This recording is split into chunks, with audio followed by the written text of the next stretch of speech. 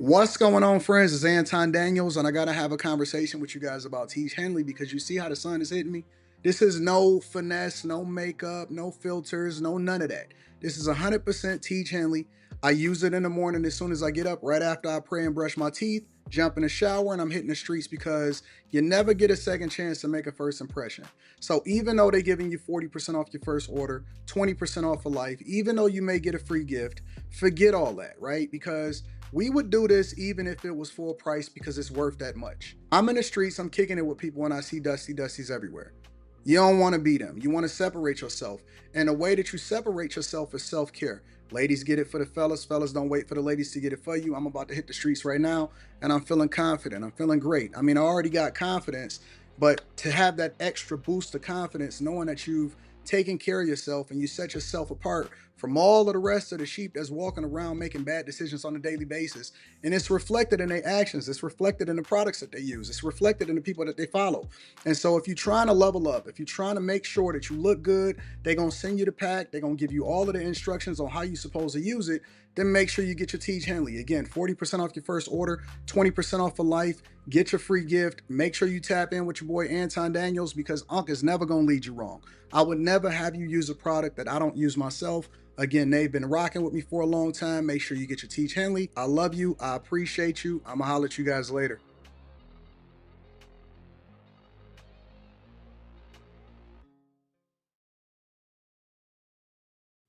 What's going on is Anton from AntonDaniels.com. I appreciate you guys for continuing to rock with me. Thank you for tuning in for another edition of the Millionaire Morning Show. I am your host, Anton Daniels. You guys are the greatest audience on earth. So first and foremost, I have to give you guys a round of applause. You know we don't miss. So we are still here in DC. I have a flight to catch later on the day so that I can ensure that we doing the Millionaire Morning Show from the studio. All right. So for those of you that are familiar, you know I have multiple different platforms. One of the platforms that I have, in addition to the Anton Daniels channel and the Millionaire Morning Show, is the After Hours platform, in which we will be having these conversations, great conversations tonight with me and my friends. Molly, we gonna have Carrie on there. We gonna have Slimmy, and we definitely gonna have Quentin on there. And so it's a more of a what happens inside of your living room with friends and family, and the type of conversations that you would have. Except we got a camera and a microphone in our face addressing different issues. So if you guys want to check it out and come over and kick it with us over there on After Hours tonight, you are more than welcome to do so. What's going on, friends and family? I am in DC right now. Sharice, I'm in DC right now. Don't y'all see I've been in this hotel room for all of this time? I am absolutely positively in DC, and for I appreciate you guys for being so accommodating and being helpful.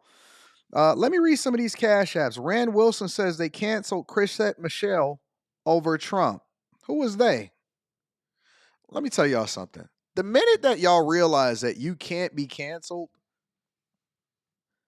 there is no group of people that can en masse say that you are not popping anymore. There is no group of people. The minute that y'all realize that and you start operating, you know what I'm saying, in your purpose, you'll find your tribe.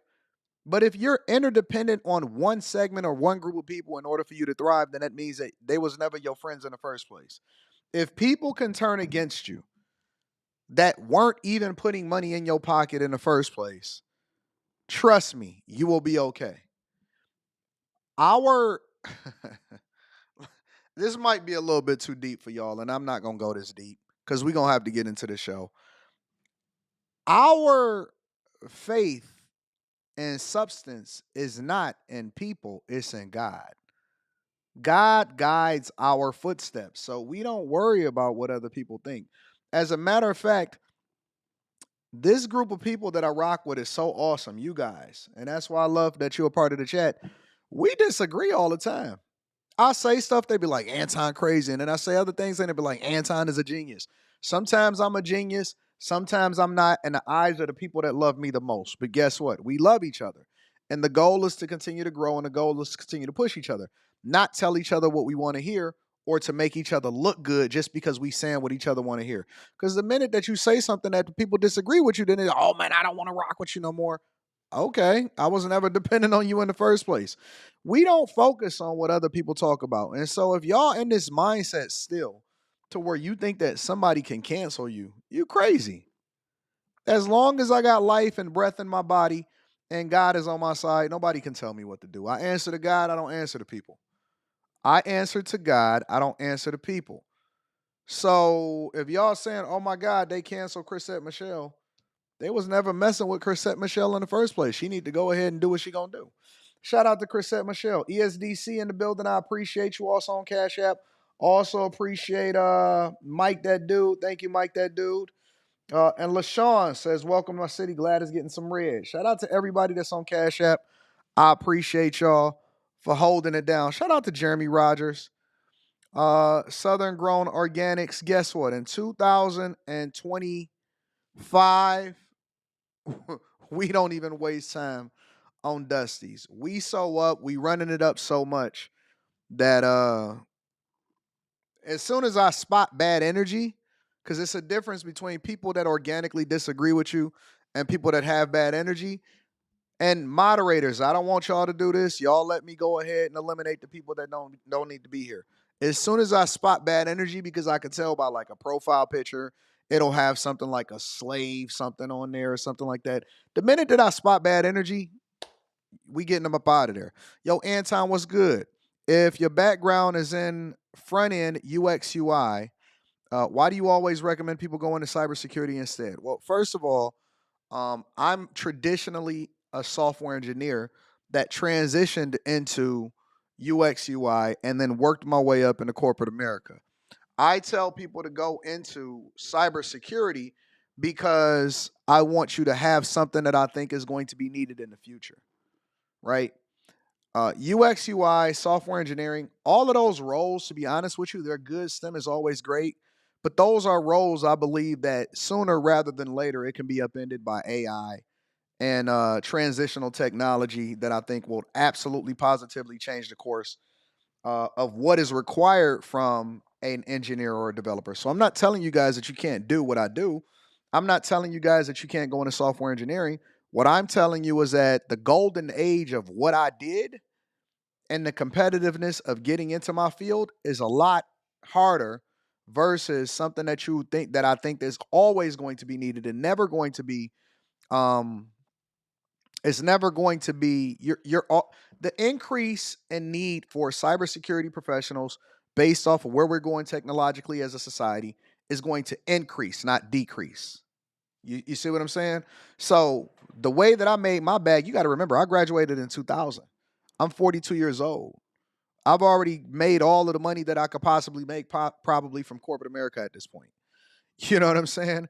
So when I'm saying that you guys need to make sure that you're picking a field to fall back on while you're also building your businesses, while you also investing in assets, that's why I'm always recommending cybersecurity. You understand what I'm saying? I'm a businessman, but I don't necessarily recommend people go into business. So that's why I recommend it. That's a phenomenal question. Shout out to you. I had a lot of people also asking me on a video yesterday, what is that going on in your background? Who is that in your background? It's called a wife. You could tell the people that be new too. Shout out to y'all. Let me read a couple more super chats. Also, Jock says, great to see your show again, AD. Let's MAGA. Yeah, we're gonna make America great again. Shout out to you. Eric Boatwright says, Anton, how do you feel about the Lions? I love the Lions. I think that they're phenomenal, and that's just the way that the ball rolls. Sometimes you get people that it's their time and they play better than you at the right time and they hit at the right time and they don't have as many injuries and they doing well. But I love the Lions. I love Dan Campbell, and I'm riding for my team, and I think that they did a phenomenal job. And hopefully they build on this experience and continue to run it up. Shout out to Latrell. I appreciate you. Jay Caldwell says, good morning, Bag Chasers. AD, you were trolling hard with that bathroom comment. No, I wanted them to see the hypocrisy and what they were saying. Shout out to you, Jay. Vaughn says, good morning, AD. How you doing after yesterday? Always great. My goal is to create thought-provoking content in every possible space and hopefully be adding value into people's lives. All right. So I will be continuing to read super chats throughout the show.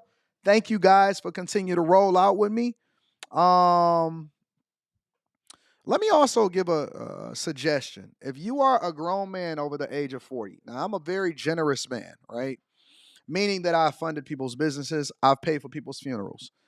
But please don't ever, if I've never even heard of you in your life, and I've never seen you, I've never kicked it with you, do not send me a request on Cash App for you to be able to pay your bills.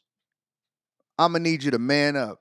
Uber Eats, DoorDash, gig economy, shoveling snow, selling water on a corner, go and get a second job. If you are a grown man over the age of 40 and you have all of your limbs, your legs is working, you're in your right mind, you have the ability to get up and go and get it, do not beg me. Do not send me a request on Cash App. I have never seen you before.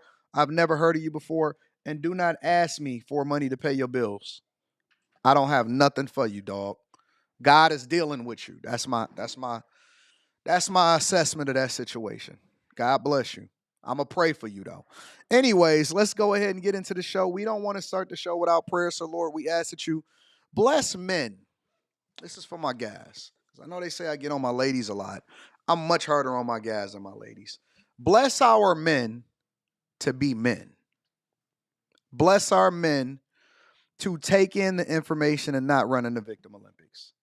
Bless our men to do what they have to do so that they can get what they want and to not complain about somebody not giving them what it is that they think that they deserve.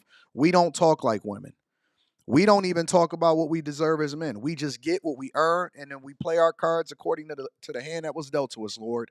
Whatever we get, bless us to accept that no matter what a lot in life that we get, once we become adults, that we're going to take ownership and responsibility of our situation.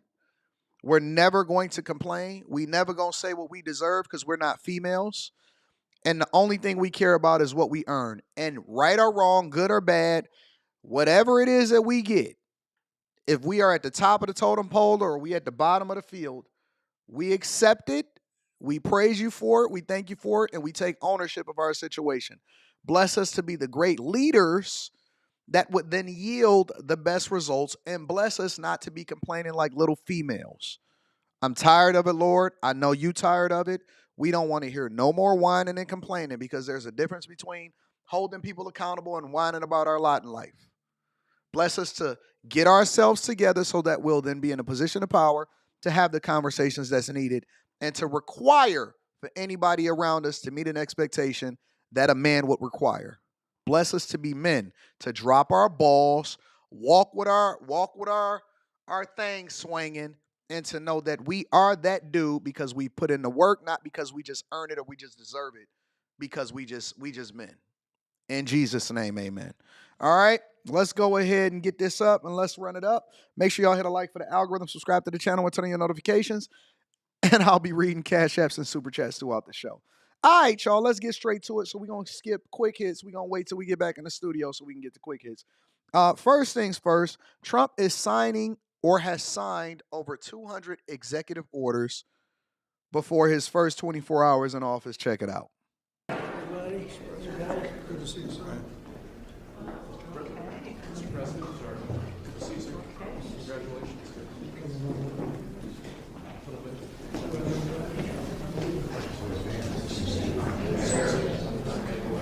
A number of documents. Mr. President, yeah, you're.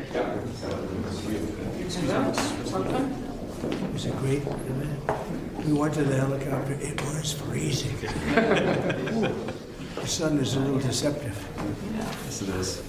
So what would you like us to do? Sign your orders here. Official documents. Okay, I assume they're going to be happy with these documents? Yeah, they're some people who might not be here. It's the next step. It's a tradition. Sir, the first is 22 cabinet and cabinet level appointments for your signature. Okay.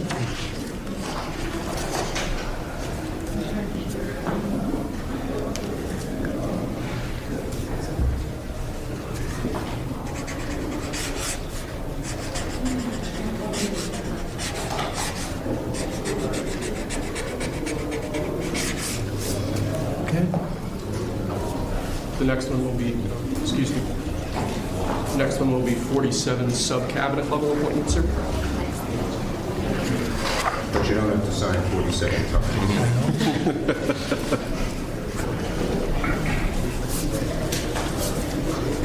Did anybody see the 10 executive orders that he signed at Capital One Arena yesterday? It was pretty interesting. It was pretty awesome. Okay. Thank you, sir. Now 31 acting designations and appointments to effectively take control of the government. Somebody in the chat said he's done more in 24 hours than the Democrats did in the last one.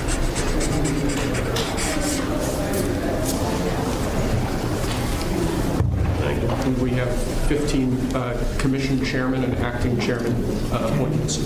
Send here. Commission chairman and acting chairman.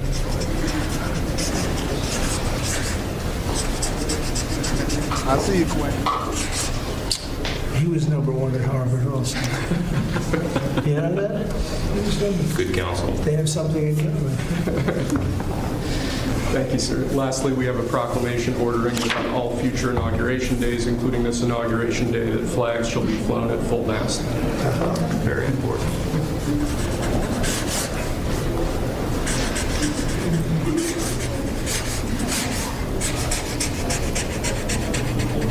That was a beautiful place to have an inauguration tonight. The sound was so good. The temperature was 72 degrees. You notice how he controls the room? It's a much different level of masculinity than what we've experienced over the last 4 years from Joe Biden. He controls the room. The room doesn't control him. If anybody was watching, and I actually did a review video yesterday on the Anton Daniels channel of him signing the executive orders and then throwing the pens into the crowd. And people were really upset by that. People were upset by it. One of the things that he did was that he rolled back a lot of the Biden administration era things that was a part of the diversity, equity, and inclusion and all of this other type of stuff. And so what makes this president unique is that he's already been doing the work and they've already been preparing for him to sign these 200 executive orders well before he got into office. As a matter of fact, one of the things that I seen was Netanyahu, he actually congratulated, and there was world leaders that were still congratulating him as he ascended into the White House. Hold on, let me see.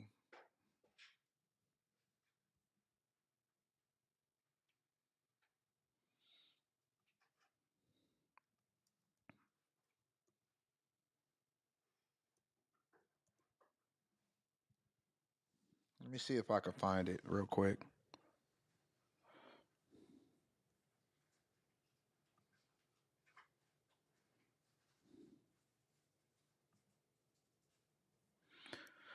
Yeah, he congratulated Prime Minister Netanyahu has actually congratulated Trump for being president of the United States of America. Let me see if I can pull that up really quickly in real time. We are now back at the totem pole. World leaders are actually the ones that are saying, man, congratulations, the United States of America. We got to respect them, all of that stuff. Congratulations, President Trump. Sarah and I send our warmest wishes to you, Melania, and the American people on your second inauguration as President of the United States. Your first term as President was filled with groundbreaking moments in the history of the great alliance between our two countries. You withdrew from the dangerous Iran nuclear deal. You recognized Jerusalem as Israel's capital. You moved the American embassy to Jerusalem, and you recognized Israel's sovereignty over the Golan Heights. You also brokered the historic Abraham Accords, in which Israel made peace with 4 Arab countries. I believe that working together again, we will raise the U.S.-Israel alliance to even greater heights. I'm confident that we will complete the defeat of Iran's terror axis and usher in a new era of peace and prosperity for our region. On behalf of the people of Israel, I also want to thank you for your efforts in helping free Israeli hostages. I look forward to working with you to return the remaining hostages, to destroy Hamas's military capabilities and end its political rule in Gaza, and to ensure that Gaza never again poses a threat to Israel. I'm sure, Mr. President, that under your leadership, the best days of our alliance are yet to come. Some people in the chat, for example, is saying, I don't like him, I don't trust him. Well, when did we have to start liking people and trusting people in order to earn their respect? When did we have to start liking and trusting people in order for them to recognize us as who we are and as the kings that we're supposed to be and as the greatest country on the face of this earth? I don't necessarily care for Russia or China, but it doesn't mean that I can't recognize my adversaries. I don't necessarily care for my enemies, but it doesn't mean that I can't recognize and pay attention so that I can, because respect, and this is the thing that women don't understand a lot of times and why men need to be in leadership, is that we don't have to necessarily like each other, but if you respect me or if I respect you, that means I recognize your ability to add value into my life and or to be in an opposition that has some level of power. So we have to negotiate. We have to have a conversation. We have to work together. It's not about whether I like you or not. I don't have to like any other country for that matter. As a matter of fact, I'm so comfortable and I love the United States of America so much to where I'm more than willing to stay in the United States of America for the rest of my life. But at the same time, I still require your respect. You got to have the respect of the person that you live with. Some of y'all is loved by the person that you in bed with, but you're not even respected. They love you for what you do for them, but they don't respect you as a man. You understand what I'm saying? So it's not about whether I like you or not. It's about understanding diplomacy when it comes to international relations, and the fact that they are sending these congratulations is almost a requirement to show that you respect me. But let's get back to these executive actions that he signed and some of the impacts that's going to directly affect and impact what happens to you in your daily lives. At the White House this morning. Tom, you and I just talking before show.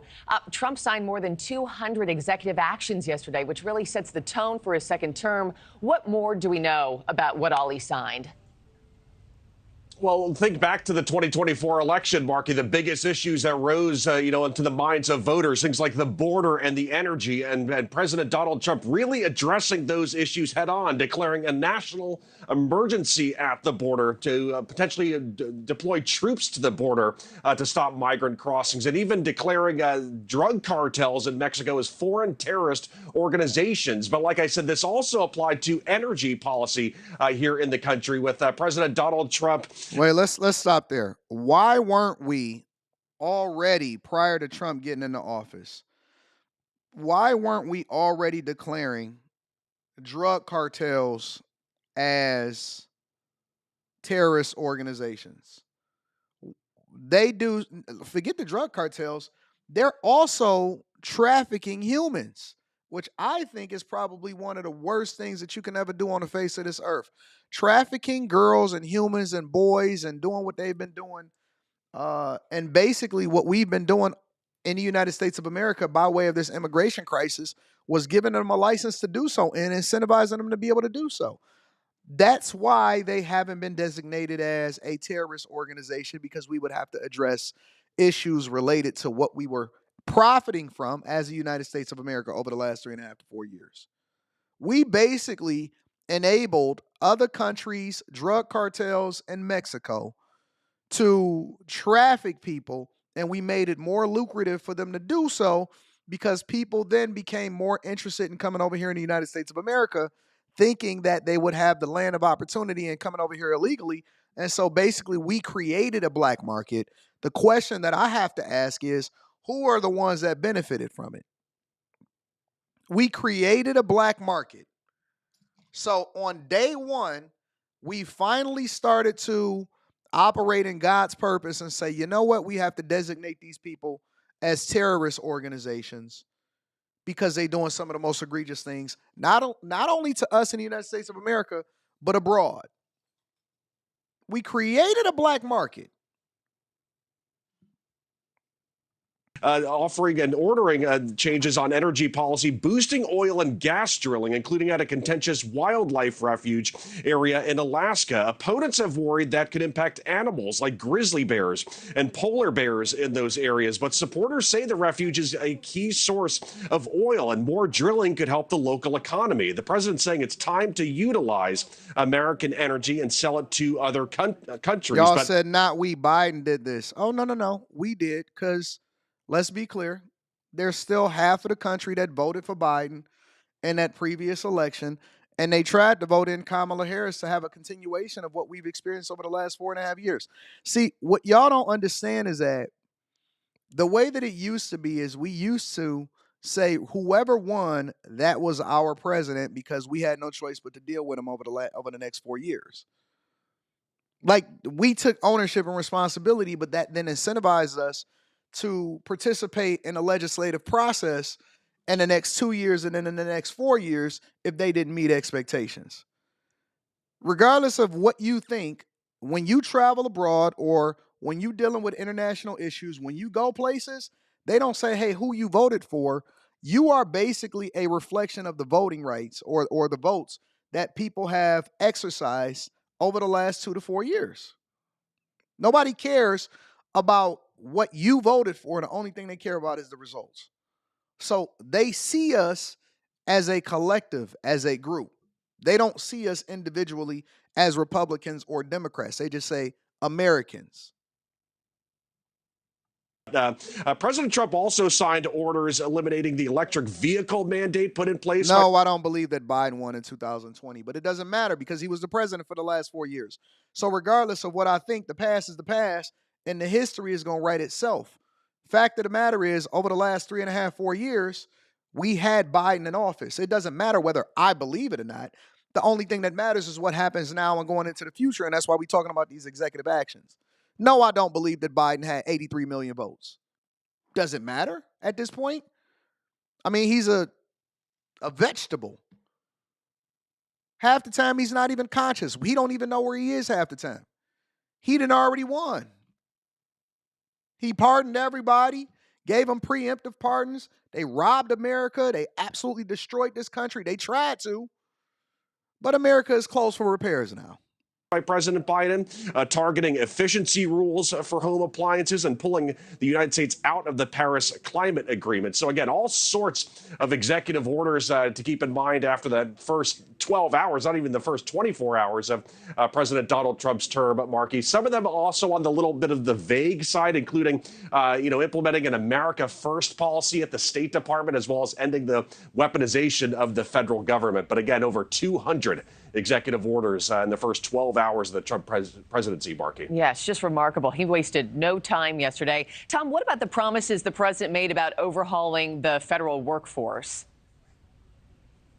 Yeah, absolutely. Some big changes announced through the executive orders with all this, including requiring federal employees to come into the office and, to end remote work. So, again, this was one of a number of changes in relation to the federal workforce. He also issued an executive order freezing all federal hiring. The president saying he wants to ensure the federal government hires competent people. The freeze, we will note, does not apply to the military or areas like national security. But again, these executive orders covered a wide range of areas, including delaying that enforcement of the TikTok ban for 75 days. And also, like you said earlier in the show, Markey, one that had some people talking on social media, renaming the Gulf of Mexico to the Gulf of America. So a lot of different issues part of this. Yeah.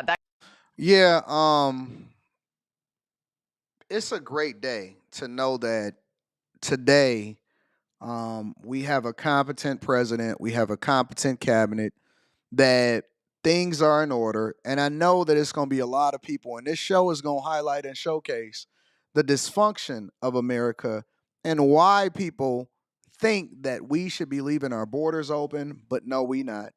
What we planning for in the future, and some of the cabinet picks and the members that's going into office, and what changes is even being made. Like, for example, Vivek Ramaswamy deciding that he want to step down as the government one of the co-chairs or the co-heads of Department of Government Efficiency, and then they're saying and speculating that he actually is going to run for governor of Ohio, so that we can ensure that we control what goes on in future presidential elections. But we gonna get there. We definitely gonna get there. Make sure y'all hit a like for the algorithm, subscribe to the channel, and turn on your notifications. Let me read some of these super chats and cash apps, and then we'll continue on with the show. LC says, good morning, AD. I'm a truck driver, been driving for 4 years, just signed up for cybersecurity classes. Thank you for your influence. Let me give a round of applause for my people. Y'all not a part of the Bad Cases on the Patreon. We got a Patreon live stream on Stock Club, for Stock Club this weekend. Also, make sure y'all tap into the Discord. The link to the Discord is in the description of any of the most recent videos inside of the Patreon. Deputy Mario says, shout out Anton from Jackson, Mississippi, 601, snowing in Mississippi. I can't wait to get back down to Mississippi. I love Mississippi. It's one of my favorite places to visit. Biloxi, Mississippi, as a matter of fact. But I'm going to get around the rest of the state. Anton, what chances do you think the legislation to eliminate tax on overtime has to pass? Well, we're going to see. It's a process. It's only day one, right? Less than 24 hours. I think that it has a great opportunity to pass. Armando Reyes says, Anton, did you hear? Nice beard, Armando. Did you hear about Kanaya Baker's death in Texas? No, send it to me. Anton Daniels 413@gmail.com. That's my email. The Sun says, Chet, dying to hear you talk about Elon's alleged insalute. In my opinion, if you watch the whole clip and if you know Elon is on a spectrum, his actions had obvious intentions and they were not malevolent. I haven't seen it.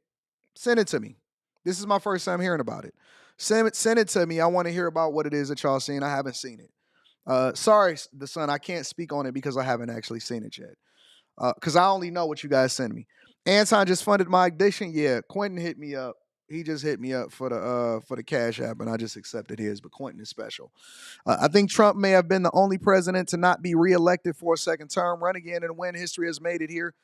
I think it was a good thing. The best thing that could have happened to us was for us to realize how great of a president that we had the first time by looking at them destroy themselves, and they destroyed themselves for the next 16 to 20 years, in my opinion. We sacrificed 4 so that we can have 20. That's what we just did. Shout out to you. A.R. Smitty says, starting a candy drive for the Rent for Dusty's fund. Jerome Gray says, so you think that rescinding Medicare negotiations for elderly is a good thing? Make it make sense. Thank you, Jerome Gray, for your comment. Magnetar17 says, my fellow government workers, check out your CBA agreements. Getting rid of telework doesn't address why $1.5 billion was wasted on tanks and the company Yellow Freight. Interesting. Let me make sure that we don't have no cash apps that we need to address before we continue on with the show. We like everybody's opinions, not just the people that agree with us. Shout out to A. Wyatt says, throwing in for the kilt. Oh, y'all. So I said that I was going to be wearing a kilt with no drawers on so that I can go and pee on people's feet. That was last night's show. If you was there, you get it. Shout out to all of the 5,000, 5,500 plus people that was watching the live stream and the 50,000+ people that watched the actual live stream afterwards. AD, is Vivek running for mayor of Ohio? Nope, not mayor, governor, right? Governor, because Ohio is a state. Cincinnati is a city. Sandusky is a city. All of those great cities in Ohio. Shout out to our neighbors down there in Ohio.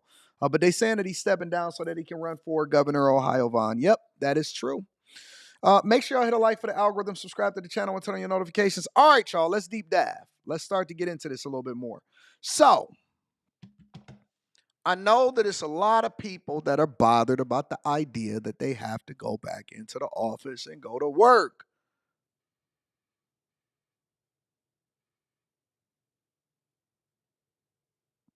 Night J said, if you're wearing a kilt with underwear, it's just a skirt. That's true. I never thought about it that way. A lot of people are upset about the idea that they gotta go back to work. Well, Trump signed executive action yesterday that basically mandated that any federal worker got to get back into the office. Y'all know y'all getting paid with tax dollars, right? Let's deep dive into it. Make sure y'all hit a like for the algorithm, subscribe to the channel, and turn on your notifications. Also, if you're not already, make sure you tap into the Patreon. Link is in the description. Let's get to it. Let's get back to those executive orders now, and executive actions, too, signed by the president before that crowd. One of the most important to our viewers had to do with the federal workforce. Let's listen. Sir, the next item, as you announced in your speech, is a requirement that federal workers return to full-time in-person work immediately. You hear that crowd? That's from a lot of people that's out here in these streets getting to it every single day. Affects a lot of people in our region. The News 4 I-Team's Tracy Wilkins joins us now in the studio to break down what's actually in that executive order and what it means to a lot of people here, Tracy. Yeah, a lot of folks paying attention to this. We have more than 3 million federal workers nationwide. 15% of them work here in the D.C. region. It is our largest employer here in our region. So plenty of folks paying attention to this and waiting to see what President Trump would say about the return to the office for federal workers. Let's take a look at the executive order and what it is that it's saying exactly. Heads of all departments and agencies in the executive branch of government shall, as soon as practicable, take all necessary steps to terminate. She can speak really well. I'm very impressed with this woman. Remote work agreements and require employees to return to work in person at their respective duty stations on a full-time basis, provided that the department and agency heads shall make exemptions they deem necessary. So there are a couple of important things that we need to break down here. First of all, remote workers. These are some folks who have never been in an office who are now being told that they need to return to the office. Guess what? That's called being an adult and growing up. If you are in a position to where you can work from home, congratulations. I don't think that that's a problem if that's what your company deems necessary. But guess what? You're working for the federal government, which means that you work for the taxpayers. And some of you guys went and got jobs with the federal government and you thought that you was going to be working from home for a long time. And the reality is that you knew that this was coming, so you had an opportunity to prepare for it. If you wanted to stay working from home, you should have went and got another job, or you should keep looking. It's just life. It's just life. Usually when I drop these videos, let's say, for example, I clip this up and I drop this video, there's usually going to be people that feel some type of way in the comments because they'll look at the cover photo and then they'll look at the title of the video and they immediately start commenting before they ever even watch the video, and they say, Anton, I can't believe that you're saying that everybody got to go back into the office. Nope, that's not what I said. What I said was everybody don't have the luxury to be able to not go back into the office. It's just life. It's called being an adult. Sometimes you got to do what you got to do when you don't want to do it because there's a greater cause or a greater purpose as to why leadership is deeming you have to go back into the office. And some of y'all trying to justify y'all value to me. I don't care. I don't care. I'm not your supervisor. I'm not your director. And I'm not your manager. I don't care. I genuinely don't. If you are a person that bought a home in rural, wherever, rural America somewhere, anticipating that you would never have to go back into the office, guess what? You're going to have to figure it out. That's just the way that the game has been played. I'm sorry. I know that you're a strong woman and you standing on your principles and you thought that you wouldn't gonna have to pay for daycare because I can go and do it on my own and I don't need you and all of that stuff, but you're gonna have to man up now. You're gonna have to put your big girl panties on and you're gonna have to man up. All great things eventually come to an end. All great things eventually come to an end. That's just the way that it is. They say 54% of federal workers did not telework. That means, right, if my mental math is correct, 46% did telework, at least on a hybrid basis. 10% is fully remote. That's a lot. You know how many federal workers we got? Millions. We have millions of federal workers. 10% of that is a lot. 80% of all hours performed was in person. Well, then that means you ain't got nothing to complain about. Go ahead and get back to work. It's time to get back to work. If their supervisors say that that's what is necessary.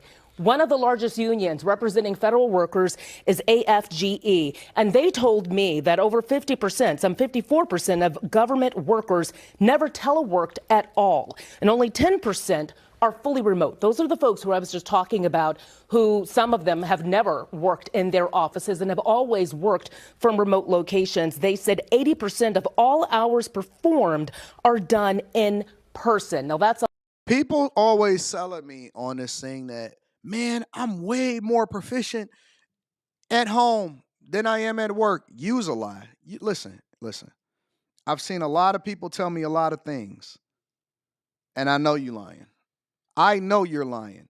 Man, I get way more done at work at home than because I work harder, because I don't have to do the commute hours. You a liar. You're lying. There's no way that you can tell me that you're a lot more productive at home than you are at work. I don't believe you. And that don't mean that I'm right. That just means that I'm just giving you my opinion, and I don't believe you. I do not believe you at all. Not even a little bit. You're a liar. You're late to the Zoom meetings, and all you got to do is roll over because you forgot to turn your computer on. I know so many people. Listen, the mouse, the let the mouse keep moving thing, those cells exploded. It exploded to make sure that your computer stay on. The amount of people that went idle in Microsoft Teams is documented. Exploded. Where are y'all getting these lies from where y'all keep on trying to tell us that you are way more efficient at home than you are in the office? I know you lying. I know you lying. It ain't a person that I've ever met in my entire life that has been more efficient at home than they are at the job. You a liar. You a liar. You more efficient at the things that you want to do. You definitely not more efficient at the job that you're getting paid for. And we've become a society where people feel like they're entitled to be able to work from home. Don't you realize that that is a luxury? That is not a requirement? Because unless you negotiated that as a part of your pay package, then you can't do it. That is a luxury. That is not a requirement.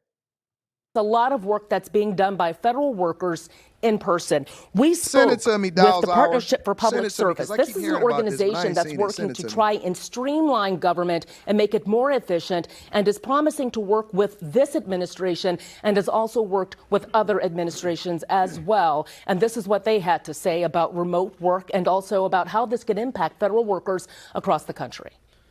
These folks live in people's districts. They live in members of Congress's districts. They are constituents. They are, in those states and economies. So that's going to have an impact. Carr said, work from home only works if you have a disability that impacts your mobility or you're working on personal projects to build your business.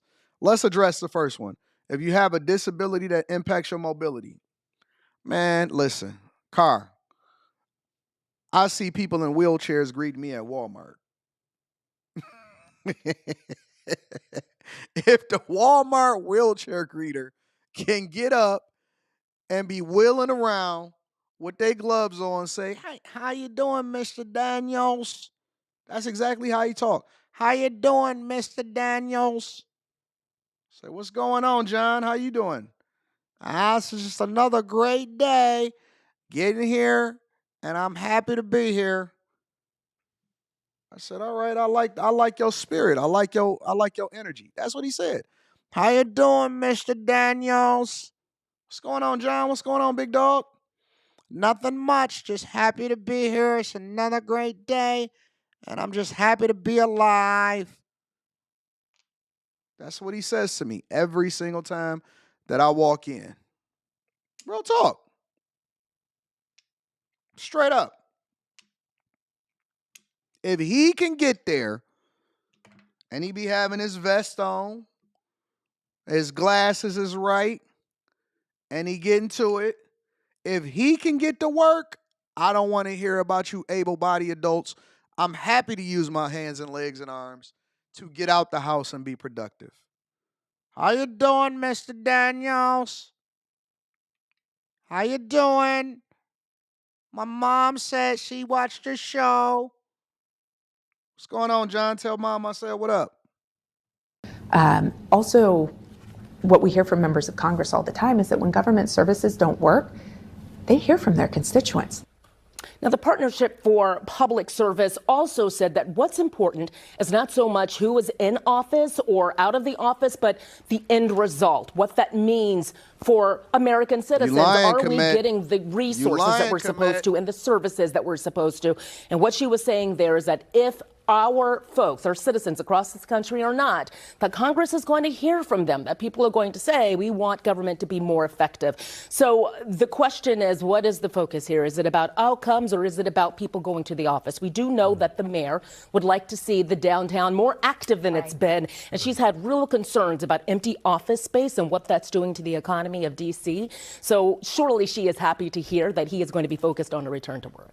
That woman can speak and she can communicate effectively. Komet is lying to y'all. I can't speak for others, but I'm more productive working from home. No, you're not. You lying. You lying. Let me tell you what happens when you work from home. Y'all want to know the truth? I'll tell y'all the truth after we play this portion of the show. But now let's cross live to Washington for more on this historic Trump inauguration. Sky News correspondent Annalise Nielsen joins me now. Annalise, what a massive day. Can you talk us through some of the main executive orders that Trump signed on his first day in office? Well, he went straight for it, and why wouldn't you sign as many influential executive orders as you can now, because this is the moment when he has the most goodwill, the biggest mandate coming in, having won the popular and the electoral college vote, and really so much support, especially from the business community. It was notable that he had all those tech executives front and center for his swearing in. So he signed in an executive order taking the US out of the Paris Climate Accord. He signed an executive order declaring that there are two genders. Now, this seems like it might just be something that his critics would call virtue signaling, but there are practical ramifications of that for especially federal government employees and how they go to work. I mean, it can go down to things like on government forms, drop-down bars having two gender options. There's also going to be restrictions on how people interact in the military if they identify as trans. Shout out to you, Mojo. And there are additional executive orders on that. He's implemented an executive order to extend TikTok's lifespan to stave off that coming to a head while he's in his first few days, but that will have to have some kind of agreement to either have American ownership, divestiture, or it will still be shut down as per the congressional rules. And he's implemented another executive order that's going to make a big difference here in Washington, D.C. He's mandating that everyone has to go back to work, no more teleworking, and that's going to be a big impetus for his Department of Government Efficiency, which was supposed to be Elon Musk and Vivek Ramaswamy. They announced yesterday.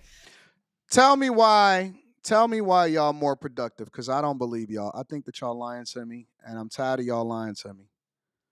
Brandy said, let's be real, this has nothing to do with productivity and everything to do with commercial leases. They're paying for empty buildings and miss their work wife. Two things can be true at the same time, and it's going to drive down the cost of having people on the payroll that ain't doing nothing, because it's going to be a lot of people that want to quit and egg out or go and get better jobs. 100%. Absolutely. Let me tell you something. When you work from home, most times, obviously I'm not going to say all, but most times when people work from home, you know what happens? They become more unhappy. You know why? Because the first thing they do is they start to get fat.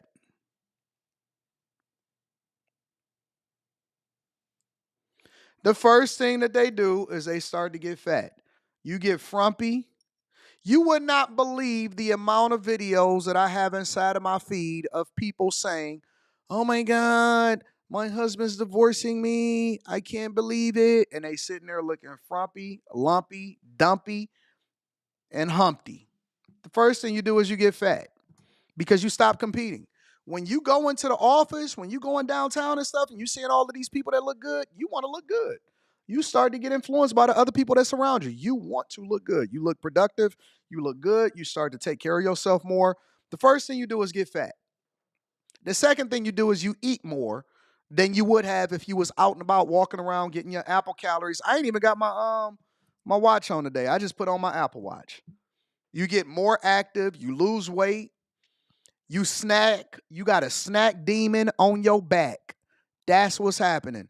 Some of y'all are snacking your way into being frumpy because you work from home all day. You got Oreos, sugar crisps, honeycombs. You eat cereal without the milk because you use it as a snack.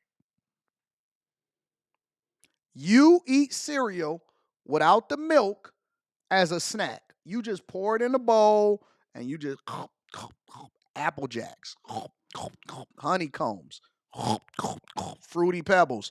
You start dreaming up of different ways for you to make some kind of amalgamish meal together. You put together craisins, sugar high, getting big. Don't nobody want to see you. You don't even take a shower. When you go to work every day, you take a shower before you leave, or at least you should. Teeth ain't brushed. You starting to get cavities. You don't shave as much. You look unkept. You don't take care of yourself. You don't stop at the gym. But I'm saving money. No, you really not, because you're missing out on opportunities. You're missing out on networking. You now look stupid. When you go out, none of your clothes fit. All of your stuff is there. There is benefits to being a productive member in society. Kenya says, but you're working from home. Am I? Am I, Kenya? How am I working from home? Kenya, you do realize that I have an office that I built. And if you're a part of the Patreon, you see all of the work and all of the spaces that I built, as well as the additional office space that I just bought. And I'm not working from home. I'm on the road. I am in DC. I'm out in the streets on a regular basis. I'm out and about. I meet people all day, every day. I am actually dressed for this live stream. I could do what I do from home. I could literally go and set up in the basement or somewhere and set up this exact same sets. But I drive into the office every day that I'm in the city to put on a show and to be productive, and then to go out downtown and interact with people on a regular basis. How am I working from home? Think about what you're saying. I pay for office space. You have office space that's offered to you, and you still don't take advantage of it. How am I working from home when I'm out and about? Every single day that you see me, I'm in a different location. Whether I'm out in the suburbs, in a different city, in the office, or I'm down in my downtown studio apartment.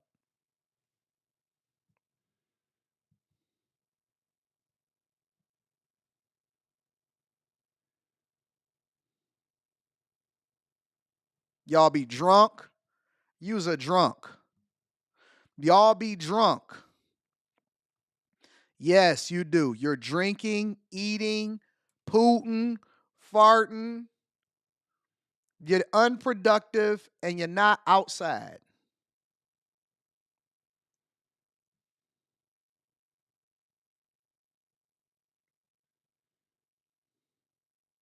I'm in a hotel room. I'm streaming from a hotel room because I had events that I need to attend. But I choose to not miss, and then I'm going to take a flight, and then you're going to be seeing me live streaming tonight from a completely different location.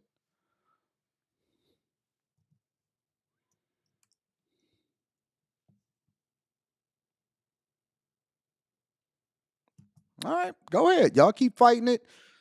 I'm gonna see y'all on the other side. Let me read some of these super chats. Let me read some of this. I'm telling you, you need to listen to what I'm saying. Anton single baby moms are pissed about Trump's comments on fathers paying child support being the only ones who can claim that their kids are not moms. I haven't seen that. Y'all have to send me the video. Y'all got to send me the evidence. Y'all got to send me the proof. I haven't seen it. The minute that y'all email it to me, I will do a video on it. I promise you. It's great to have a president in the office again with high level of dexterity. Did y'all hear that the White House, the lights was on in the White House at 5:30 in the morning? They said it ain't been like that in years. Dow's Hour says, good morning, AD. Can you please cover Naziah Harris? Send it to me.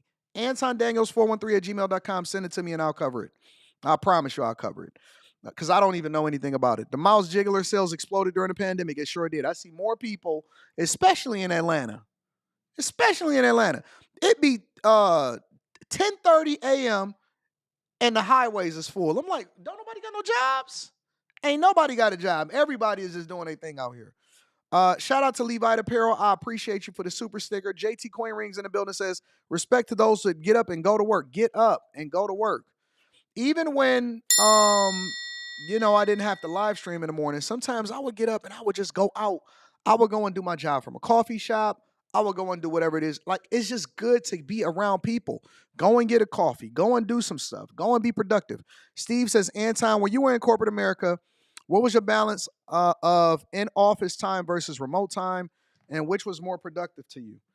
When I was in the office prior to the pandemic, right? Because you got to remember, I retired in 2019, just prior to the pandemic. That was my first retirement in corporate America. I was in the office almost every day, every single day. And I would get there, and let me tell you what I would do. This was my routine. I would often at times do a lot of my work when I got home, and then I would make sure that I go into the office because I wanted to get FaceTime. I wanted to make sure that I walked around, that I kicked it with people, that I did drive-bys through my manager's manager so that I could get the promotions. I would often at times make sure that I volunteered for the majority of the events. I did the events. I, would do every time we did a meetup. I would go and represent. I would always try to lead the meetings. I would always be present. That's the thing that got me the visibility, that then got me the promotions, that got me the bags, that made sure that I networked, that then got me another opportunity to get another bag after I retired. And that's why I went back into corporate America, because even during the pandemic, they allowed for me to get another position while I was still content creating. And so me being visible is the thing that generated the revenue. It wasn't my productivity. Nobody cared. Listen, in corporate America, you're supposed to be good at your job. Nobody cares about your productivity. The thing that people care about is whether or not you're a cultural fit. The thing that people care about is whether or not you're a cultural fit. That is the way that I got visible. All right? Shout out to Steve. Phenomenal. Folks work from home and still have a dirty house. That's a fact. It'd be dirtier than when they don't work from home. Mr. Youngblood City says, this is my year, bro. I hit the money goal you set in 2024. You made $250,000 last year? Man, let me get a round of applause for y'all. Which I learned so much by pushing myself mentally. I am ready. I'm still making time for my wife and family this year. I'm taking over. Get it, bro. Run it up. Executive Suite MLE says, I said it before, women couldn't keep their mouths shut about the errands they run during work hours. Now you back in the office, blame yourself. Well, now you might find a husband. You know how you keep saying, I don't know where any of the good men are. They out walking around with their Chelsea boots on and they slacks, and they got their shirts tucked in, and they got haircuts, and their breath smell good, and they got a dope coat on. If you go outside, you might find a man. You might get married. If you go outside, for all of y'all that just want to stay at home, you might find a man. Somebody might notice you and say, excuse me, is it possible that we can keep in touch? What is your name? I'm sorry. I seen you 2 times, and I said if I seen you the 3rd time, I'm definitely going to speak to you because I'm not sure if you're married or not. I don't see a ring on your finger. So is it okay for us to exchange information and maybe we can, get lunch sometime?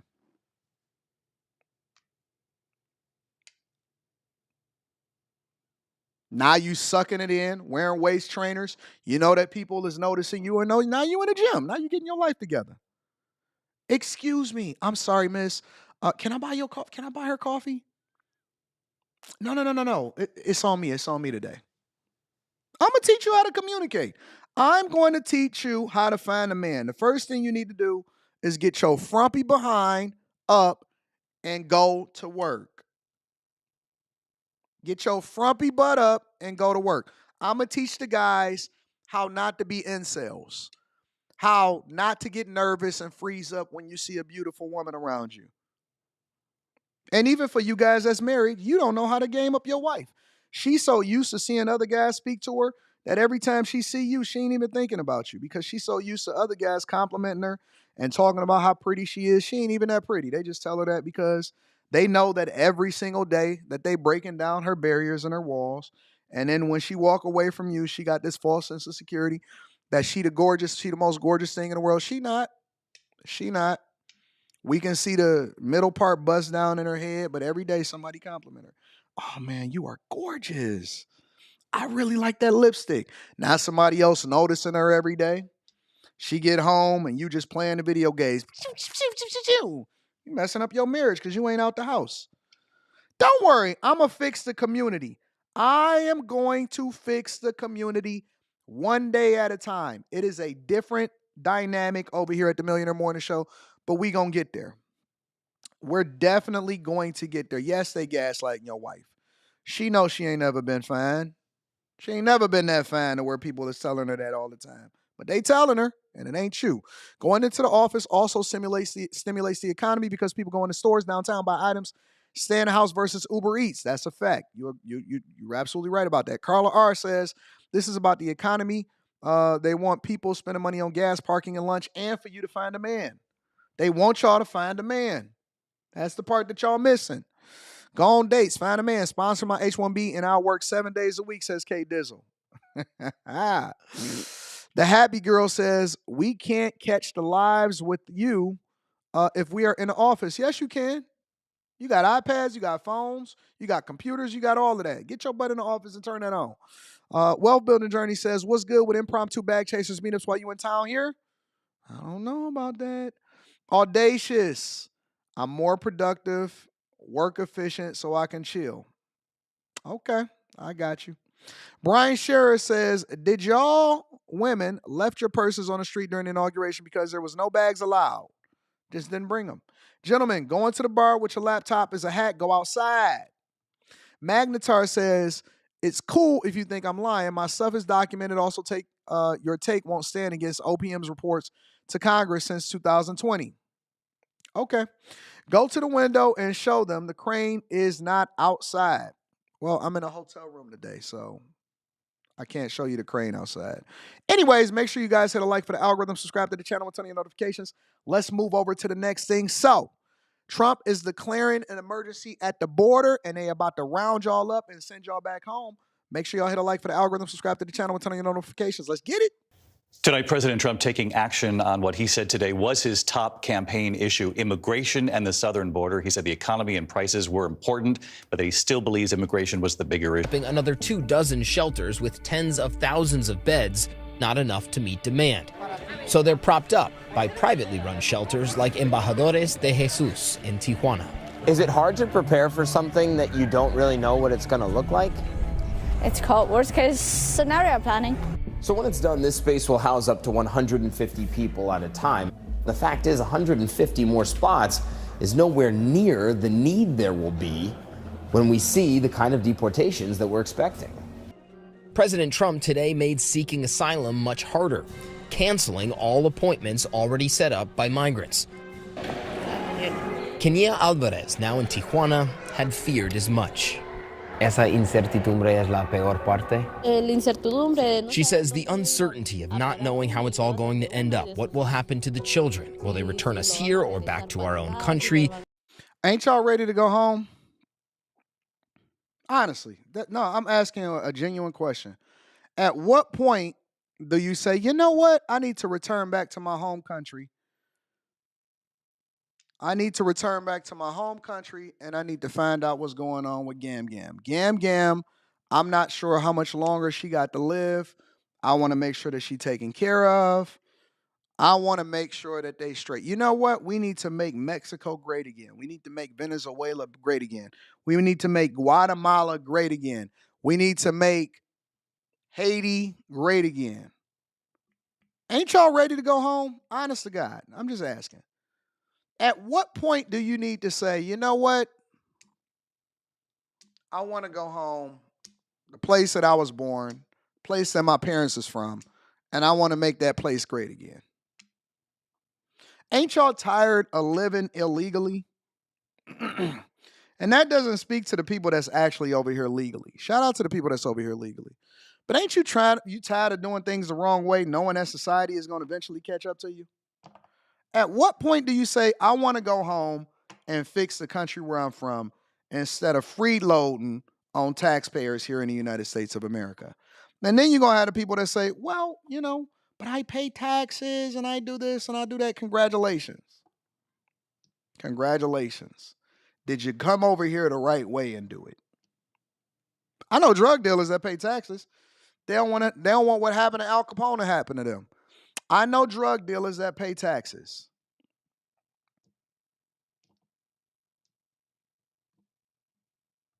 If they're going to keep us in prison for who knows how long, if they take the kids away, all of that. Everyone here is waiting to see what's next, and today, they're just beginning to find out. All right, our team on both sides of the border tonight. Let's go to Matt Rivers first. He's in Tijuana, Mexico. And Matt, we saw the cancellations of those existing asylum appointments today at the U.S. border. And the president of Mexico, how is she responding tonight? Has she responded to what we've heard already from President Trump on day one? Has she signaled? Y'all president is not even Mexican. Isn't the president of Mexico, Claudia Sheinbaum, Jewish? Y'all president is not even Mexican.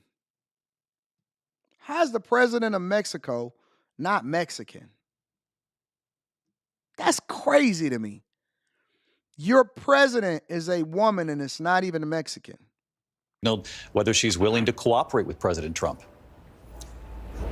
Yeah, David, we haven't heard from her yet. She will give a press conference tomorrow morning responding to all of this. But I can tell you there is mass fear and confusion tonight amongst the hundreds of thousands of migrants that are essentially now stuck here in Mexico. The government's saying they'll open up tens of thousands of additional shelter spots, but even that might not be enough. President Trump saying he wants to restart the Remain in Mexico program, which forces asylum seekers to stay in Mexico while their claims are processed. He also wants Mexico to step up immigration enforcement. But the thing about all that is you need Mexico's cooperation. And that became way more complicated tonight after President Trump formally declared certain cartels based here in Mexico as foreign terrorist organizations.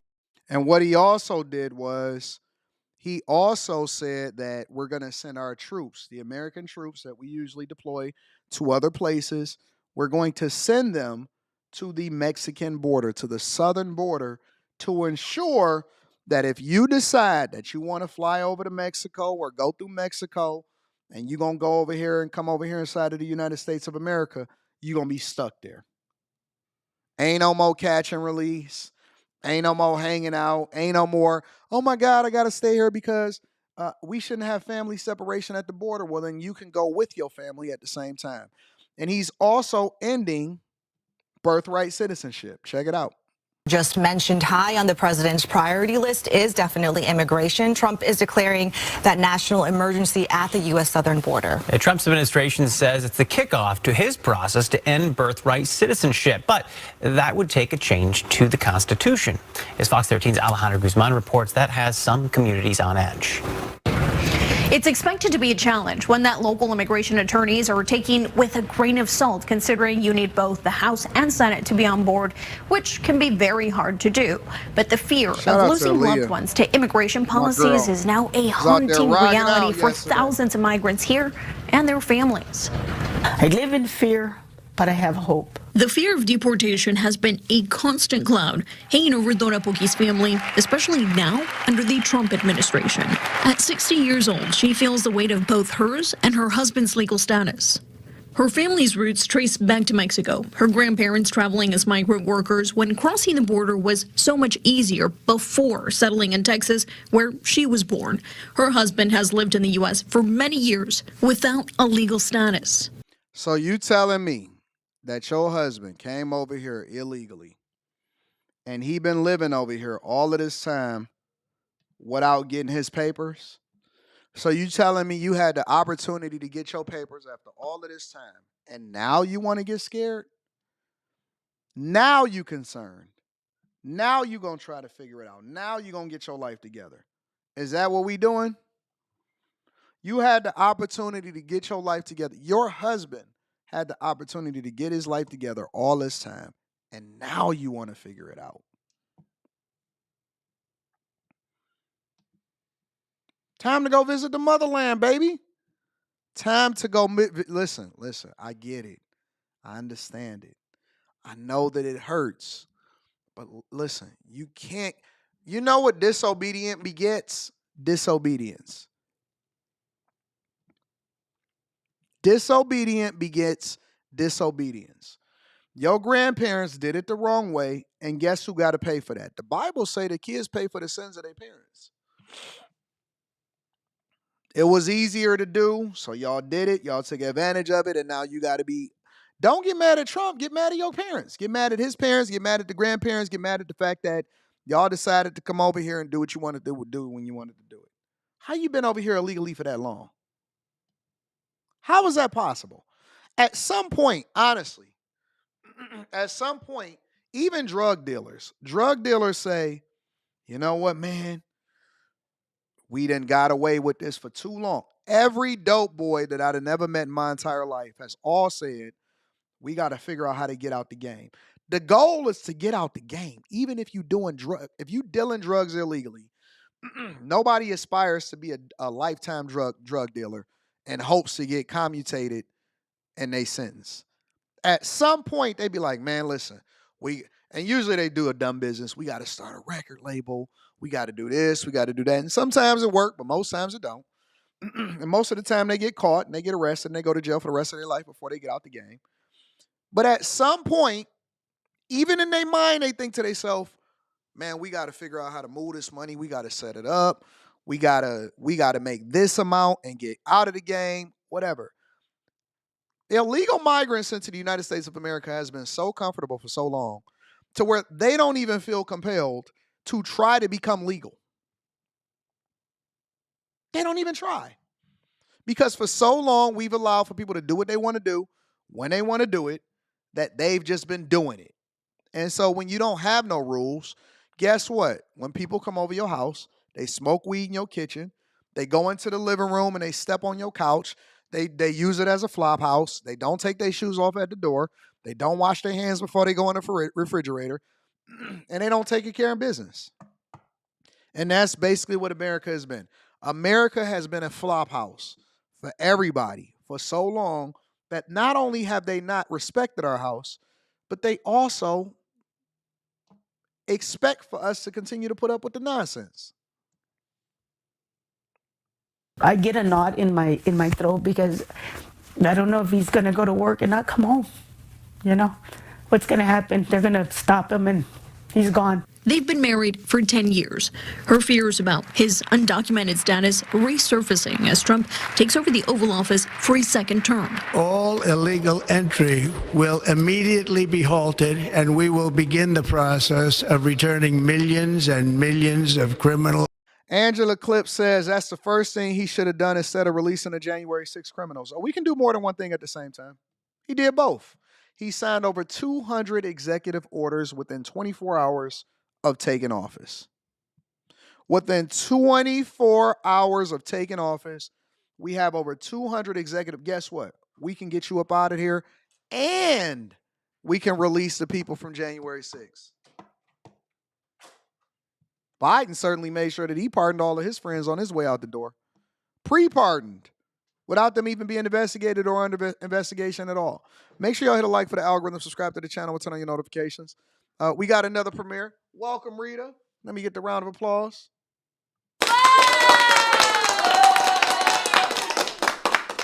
Anyways, make sure y'all hit a like for the algorithm. Let me read some of these super chats, Angela, and then we're going to go from there.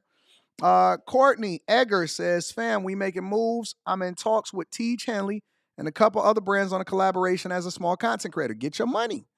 Get your money. Abe the Hunter says, I'm with you, AD, sometimes. Listening to AD about talking to women at work, mess around, and lose your career, they will go to HR on you. I'm not talking about talking to women at work. I'm talking about talking to people and interacting with people while you're out and about because you were forced to go outside because of work. You don't make no stops. You don't stop at the gas station, coffee shop. You don't go to the gym. You don't do nothing outside of just going to work and going home. We got to change that. We got to change that. Chris Cunningham says, ICE giving $750 a person. Are you talking about for reporting? That's about to be a new career. Major Leagues is in the building, says, yo, Anton, didn't they get those Biden benefits? They should have got some money saved so when they go back home, they have money to rebuild their country. Trump is doing them a favor. Listen, most people that come over here send money back home. Most people that come over here and work send their money back home. The money is going outside of the United States of America. Play Usher Raymond's Papers. Shout out to my dog, Mr. Lot. Oh, yeah, you grew up with Meech and Terry. I didn't grow up with Meech and Terry. I am not a part of BMF. I know nothing about what you're talking about. I do not know anything about the Flannery brothers. All right. Make sure y'all hit a like for the algorithm, subscribe to the channel, and turn on your notifications. Yeah, snitching about to become real profitable out here in these streets. I was giving $750 a punch, $750? $750? That's gonna be the new DoorDash. We gotta find us some illegals. Don't worry about it. We'll get there. Send me that article. I need to know that one. Anyways, let's continue. So the CBP One app has now been deactivated the minute that Trump was sworn into office. And it was an app that was basically set up to allow for them to come to the border illegally and seek asylum through the application and then be able to get over here and do what they want to do. Make sure y'all hit a like for the algorithm, subscribe to the channel, and turn on your notifications. Let's rock. An immigration crackdown was, of course, President Trump's signature campaign promise. Shortly after he was sworn in, his administration took the CBP One smartphone app offline. The app basically facilitated the legal entry of migrants, allowing them to schedule appointments at ports of entry. Hundreds of thousands of existing appointments are now canceled. NBC7 Shelby Bremer is joining us now on the border in Otay Mesa with all of this means. Shelby.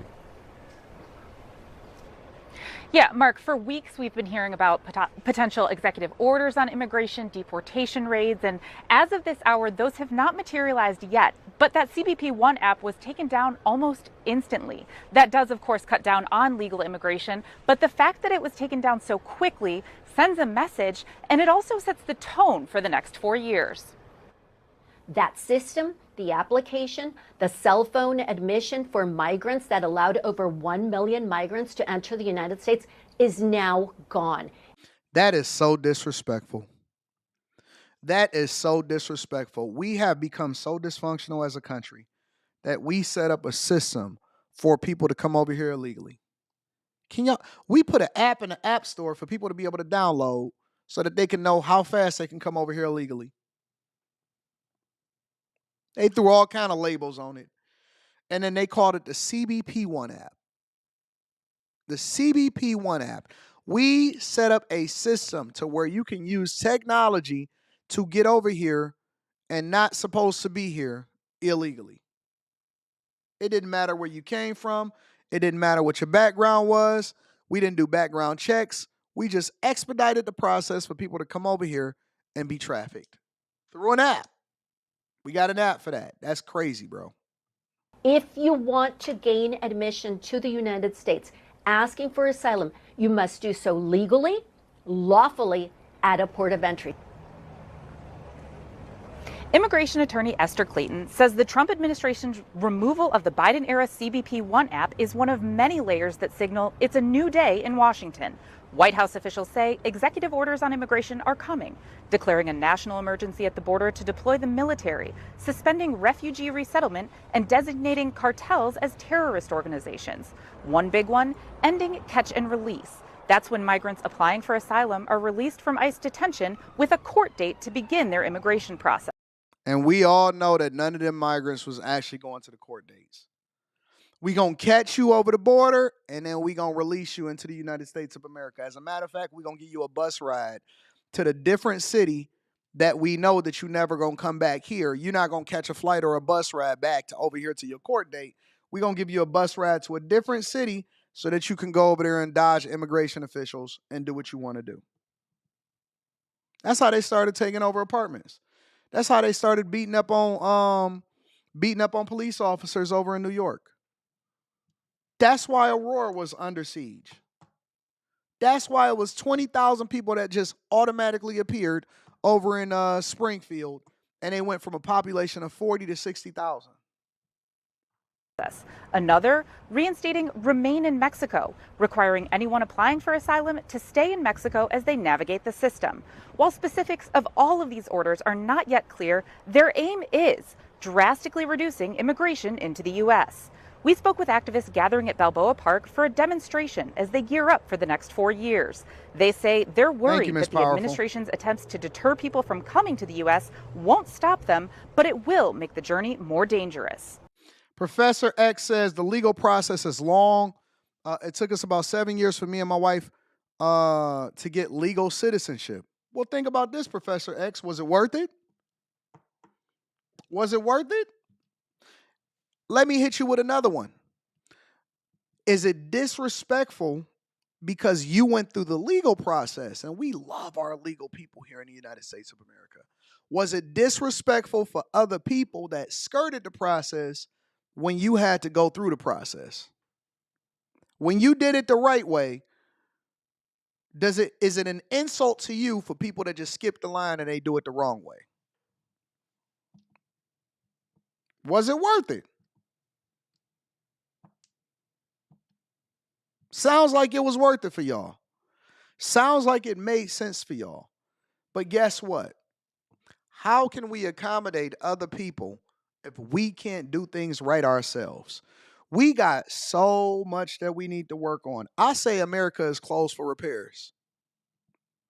That we need to be letting in the people that are legal, that are doing things the right way and can add value into America.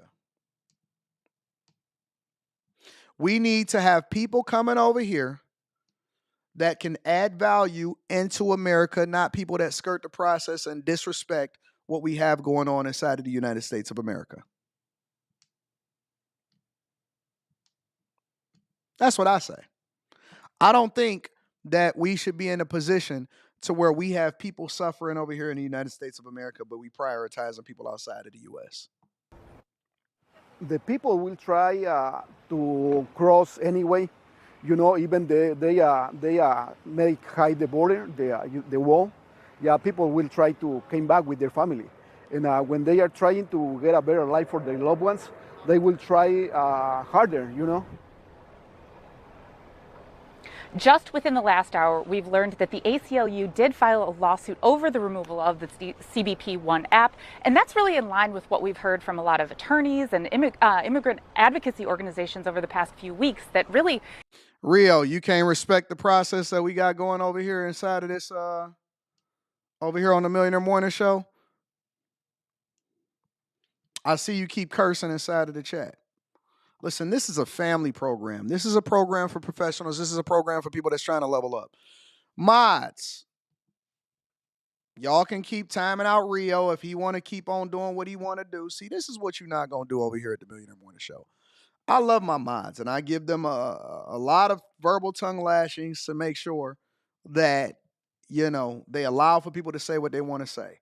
You can't curse in here. You have to be on your best behavior. If you wouldn't curse in certain places and in certain establishments because you respect them, how come you can't respect us? You wouldn't curse on a set of CNN. No, you cannot curse in here. You can curse on after hours. There are programs for that. I got other channels for that. But here, if I can't curse, you can't curse. I choose not to curse. Sometimes I slip up and sometimes I got to hold myself accountable. Get yourselves together. Get yourselves together. Why y'all can't be professional in everything that you do? Why you gotta be an N-word?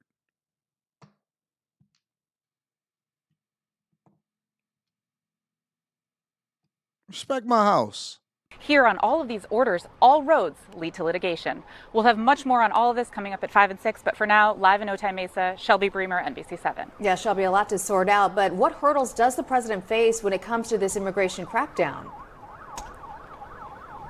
Yeah, Nichelle, there are a lot of hurdles here. And what's really interesting from the previews that we've heard from White House officials is that we didn't really hear a lot about those deportation raids, that mass deportation promise. But that could be in part because ICE and DHS already have that authority. But what's really interesting, too, is that the hurdle has always been resources and funding. ICE has about 41,000 beds in their 106 detention facilities. But in order to deport hundreds of thousands of people, they're going to need a lot more staff and a lot more space.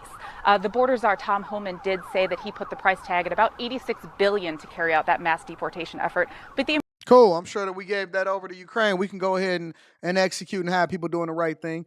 But over in Chicago, they're preparing and they're gearing up to try to stop Tom Homan and the Trump administration from actually carrying out deportations. Check it out. Morning, and we are continuing to monitor all the developments from the Trump administration in terms of deportation arrests and those possibilities. Raids from ICE agents could start this week. So joining me to talk about this possibility is immigration attorney, Chicago-based, Xavier Borjas with Borjas Law Group. Xavier, thanks for being on the program. We really appreciate it, sir. Absolutely. It's an absolute pleasure for me. Let me start off just by asking you, if someone locally is in the country illegally, how worried should they be? Well, I think the rumors are being spread, and it seems that it's a very serious thing at this point. So, unfortunately, I don't want to spread fear amongst the country. But if the rumors are true, I think that we need to be prepared. And I think all immigrants specifically need to be prepared and have a game plan. What's the game plan? The game plan is that you're at our mercy now. The game plan is that you've been doing the wrong thing for so long, and now that you got to be held accountable, you're talking about your rights. You don't have rights here in the United States of America if you came here illegally. Okay, in terms of a game plan, there are folks who are working toward work permits right now. There are also folks who have been charged and arrested with things like theft. How circumstantial is the risk here of a raid and a deportation? During the raid, it's very circumstantial. Everything is circumstantial at this point. You mentioned theft. We're getting to the point where even something as minor as theft, although it can be a serious crime, but if it's a petty theft, at this point, immigration can consider this to be something serious to the extent where when you are trying to, or when an immigrant is trying to apply for a bond, that may be denied. So you telling me you can steal over here and we're still supposed to allow for you to become American citizens, or we're not supposed to deport you? Listen, all crime is crime. It's like all sin is sin. If you're stealing, listen, if you get caught stealing something, that means that that's not your first time doing it. That's your first time getting caught. I don't understand Chicago. I don't understand any of these places. Joining me now, I have Lieutenant Chris Oliveras with the Texas Department of Public Safety. Lieutenant, it's always good to see you. To Mills's point, President Trump signed a slew of these border orders last night. At my count, more than 10. How quickly does that change things on the ground for you and other border leaders? Somebody said, I wish they would deport me back to Africa since my ancestors were brought here illegally. What makes you think that your ancestors, who told you that their ancestors was brought here illegally? They were sold. They were caught by other Africans, and they were defeated by tribes that were stronger than y'all. And so y'all was caught, y'all were sold, you were put a price tag on your head, and they legally had a transaction, and it had documentation to show that you then became somebody else's property. That's how they did it back in the biblical days. In the biblical days, when your tribe got defeated and when you were taken over and you were defeated in war, the women and children, for example, then became the property of whoever it is that defeated the army. And often at times they would destroy the children. They would take out the children, take the girls and deal what they wanted to do with them and figure out what they wanted to do going forward. And if they was too difficult to travel with, they just eliminated them too. You want to know the truth, or you want me to continue to lie to you? And let me also give you a little bit of some insight. You know you don't have to stay, right? You know you don't have to stay. Listen, what I heard is that over in South Africa, they have the highest rate of HIV and AIDS. They have the highest rate. For all of you, I'm going back into the bushes. Y'all do not have to wait. I heard that they are trying to incentivize you guys to go to Africa and build. You can go to Haiti. You can go to Ghana. You can go to any of these places. I'm not really sure what's stopping y'all. What's stopping you from going to Africa and reconnecting with your ancestors?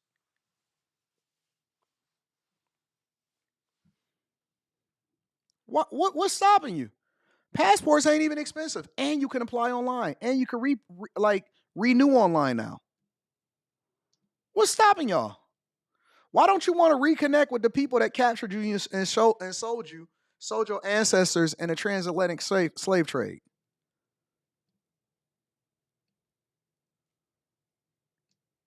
I'm not talking about the people that want to be here. I'm talking about the people that complain. Listen, if you hate America and you hate this country, why are you still here? If you hate America and you hate this country, and it's so bad, and you hate the systems, and you hate the president, and you hate everything about it, I love America. Me and America, we might have our problems.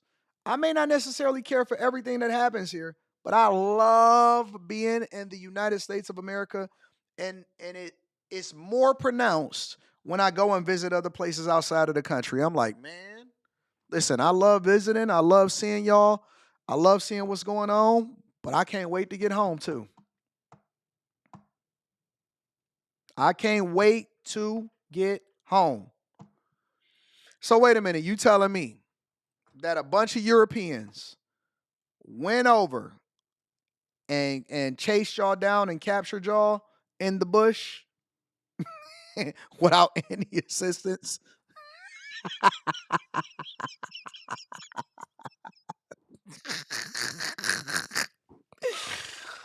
Oh man. Listen. Let's continue. Good morning, Mark. Great to be with you. Of course, I think we saw that yesterday with some of those executive orders, especially with the cancellation of the CBP One app, how effective it was that same day. So I do foresee that we are going to see changes just immediately. We're seeing it right now on the border right now, of course, with some of these executive orders. But, going back to some of these executive orders designating the cartels as foreign terrorist organizations, and also the mass deportations. I think that in itself obviously is going to take some time as this process goes on, but we are seeing some of that immediate change just based off that CBP One app, which was allowing over 900,000 plus migrants to enter the United States inadmissible. The fact that they were the outgoing administration was using mass parole to actually facilitate the CBP One app and the release of migrants into the country. That in itself is going to be a huge factor and decreasing the flow of migration at the border. And for some reason, black people in America think that they like y'all over. They don't like y'all. I already had this conversation with y'all before. People that are not from America, like African immigrants, Nigerians and Jamaicans, they don't look at y'all and be like, oh man, we want to be like them in America. They look at y'all as weak. They look at y'all as weak. They look at y'all as lazy. They don't have no respect for you. They don't network with y'all. Think about this for a minute. Listen. Go and talk to African immigrants with your American accent and tell them that you are inherently from America. You were born in America. Your parents were born in America. Your grandparents were born in America. Your great-grandparents were born in America. Ask them what their culture thinks about you. Ask them if they would let their daughters talk to you. Bruh, you are better off talking to a snow bunny than you are trying to talk to one of their daughters. They don't respect you. They think that you lazy. They think that you entitled. And they can't wait to take your opportunity. You have a better chance of marrying into the family of a snow bunny than you do marrying a Nigerian girl and her father accepting you with his big old feet walking around in them sandals all day, every day. They don't respect your culture. They don't. And I'm not saying that they hate you. I'm just saying that they think that you're lazy. They think that you're lazy. They don't have the same respect for you as you think that they. Go over there and see what happened. Go over there. Go into the bush and see what happens.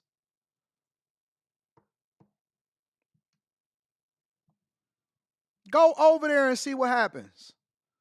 They are deathly afraid of becoming Americanized. They want your money. They want your opportunities. They don't want your culture. They want your money. They want your opportunities. They don't want your culture. They don't rock with you. They don't like you. They think that you hit the lottery and you never took advantage of the opportunity. You keep thinking, oh man, no, man, I can't wait to get over there with my African brothers and sisters. They're going to be like, who is this American booty scratcher over here? Yeah. He said, who's Gatsby? I said, oh, no. Come into the bush. Come to the bush. Ascorascarapa. Yeah. You didn't even want to take Swahili and they offered it to you in high school. You know what you took? Spanish. Hey, I can't wait to go over to the Dominican Republic. I seen y'all. Listen, they offered Swahili to us. We were a majority black school. None of the black people took Swahili. They all took Spanish because they said that it was easier. And that's what they think about you. They think that you take the easy way out. They offered us Swahili, and nobody took Swahili. The Spanish classes were full. French classes were second. Swahili was dead last. Nobody took Swahili in high school. And now you want to reconnect with your roots. No, just say that I'm broke and I'm dusty and I don't really fit in with American culture because I never did what I was supposed to do and I'm a felon. And so now I'm looking for somebody to save me from myself and to be accepted. But they don't accept lazy people over there either. Wherever you go, there you are. Wherever you go, there you are. No matter who you are and what you think you represent, they don't accept dusties over there either. For some reason, you think that you go, I'm a thrive over there. No, you're not. No, you're not. You're not going to thrive. You're not going to thrive. You're better off staying here, buddy, and getting yourself together. Stop being lazy. Go into the office. Pick yourself up by your bootstraps and start getting to work, big dog. See, look at them. What is anybody going to do with Swahili? Take it back to the motherland so you'll be able to speak their language. See, they don't want to hear that. People still speaking Swahili. They don't want to hear that. They don't want to hear that. And then they head over to the Dominican Republic. I'm over in Sosua. Why you ain't go over to Johannesburg? I'm over in Sosua, dog. We need to become passport bros. But I'm definitely African. But you sleep with everything and impregnate everything and try to get with everything but anything that looks like you. I don't want to hear that. I don't want to hear nothing that you're talking about, big dog. Anyways, let's continue over with the show. We got super chats. we got super chats that we got to get to. Jake Smooth says, 80, did you hear about child support and men able to fill the apples a day? What is that? Did you have a typo? Able to file the baby on their taxes? I keep hearing about it. Nobody has actually sent me anything that justifies it, that says that that's a real thing. Chat for More says, one of the biggest issues is that what they plan is that they had no plan for them after they arrived besides just sitting here, no work, no education, nada. Abdul Enos says, when will you go on the Breakfast Club? I haven't been invited to the Breakfast Club. Rush King 19 says, my grandpa worked his A off in the most low-paying jobs to save up and help his children get here. Took years to do it, later helping to get others. Your grandpa's a G. Get the likes up for the homie AD. Oh, the likes is down? You know how people are. You know, Zoner Zone says, women who come to the inauguration with bags came for them and found them in the trash. Trump bringing in that I'm going to tell you twice energy. Shout out to my dog Slimmy. He ain't stingy out in these streets. Get these illegals up out of here. And thank all union members on your way out too. After hours, we up. Make sure y'all tap in the after hours tonight. You're going to see Slimmy cooking up, talking about how he ain't spending no money on no chicks. Ash is in the building also. A lot of people who originated illegally through the southern border have taken advantage of the USA for a half a century. Who's to blame? Corrupt U.S., politicians. 14th Amendment birthright citizenship was never intended for illegals, but for descendants of free slaves. So you saying that they took advantage of the system. I see you, Ash. They think they'll go and turn into the Black Panther over there. Ain't no Wakanda for you, big dog. Sifo says South Africa is deporting people as we speak. They don't have that same rules over. You go over there and do it if you want to. Y'all seen Akon City? See, Will? Akon will get you citizenship if you need it. No other place has the lax laws that we have that allows for you to come over here and act like you ain't got no sense. But that's all right. We're going to get there. Thank you to everybody that contributes into the show. Let's continue on with the show. So, in addition to that, Vivek Ramaswamy is in the building. And guess what? They said that he's going to step down from the Department of Government Efficiency, co-chaired by him and Elon Musk, and that he may be running for governor of Ohio. Let's get to it. All right, DOGE co-founder Vivek Ramaswamy will no longer head the department, leaving Elon Musk as the sole chair. Edward Lawrence joins us live from the White House with more. Edward, what's the backstory? Yeah, so he's stepping away possibly for future endeavors, and I'll get to that in just a second. Elon Musk was spotted here on the White House complex yesterday, and noticeably absent was his DOGE duo brother, Vivek Ramaswamy. Now, a Trump transition spokesperson says that Vivek has stepped away from the Department of Government Efficiency because he's possibly going to run for the governor of Ohio. Now, let me say this also for some of the people in the back. Bro, the majority of a lot of these places in Africa is actually not even owned by Africans. It's owned by China. China are the ones that actually run what's going on over in Africa. They sold, y'all still selling yourselves out. Y'all selling yourselves out for y'all infrastructure, for y'all minerals, y'all precious metals. Y'all still not even owned by yourself. You going over there just for giggles. They trying to run over here. They got the highest STD, AIDS, and HIV rate in the world. They have, if you go over there to the Congo, they still have a civil war within themselves, and they basically massacring themselves. None of y'all streets, all of y'all leaders is corrupt. They sold everybody out, and they sold their streets, and none of their infrastructure is even owned by themselves. It's all owned by China. Stay woke, though, my friends. Social media, Vivek says this. He says, quote, it was my honor to help support the creation of DOGE. I'm confident that Elon and the team will succeed in streamlining government. I'll have more to say soon about my future plans for Ohio.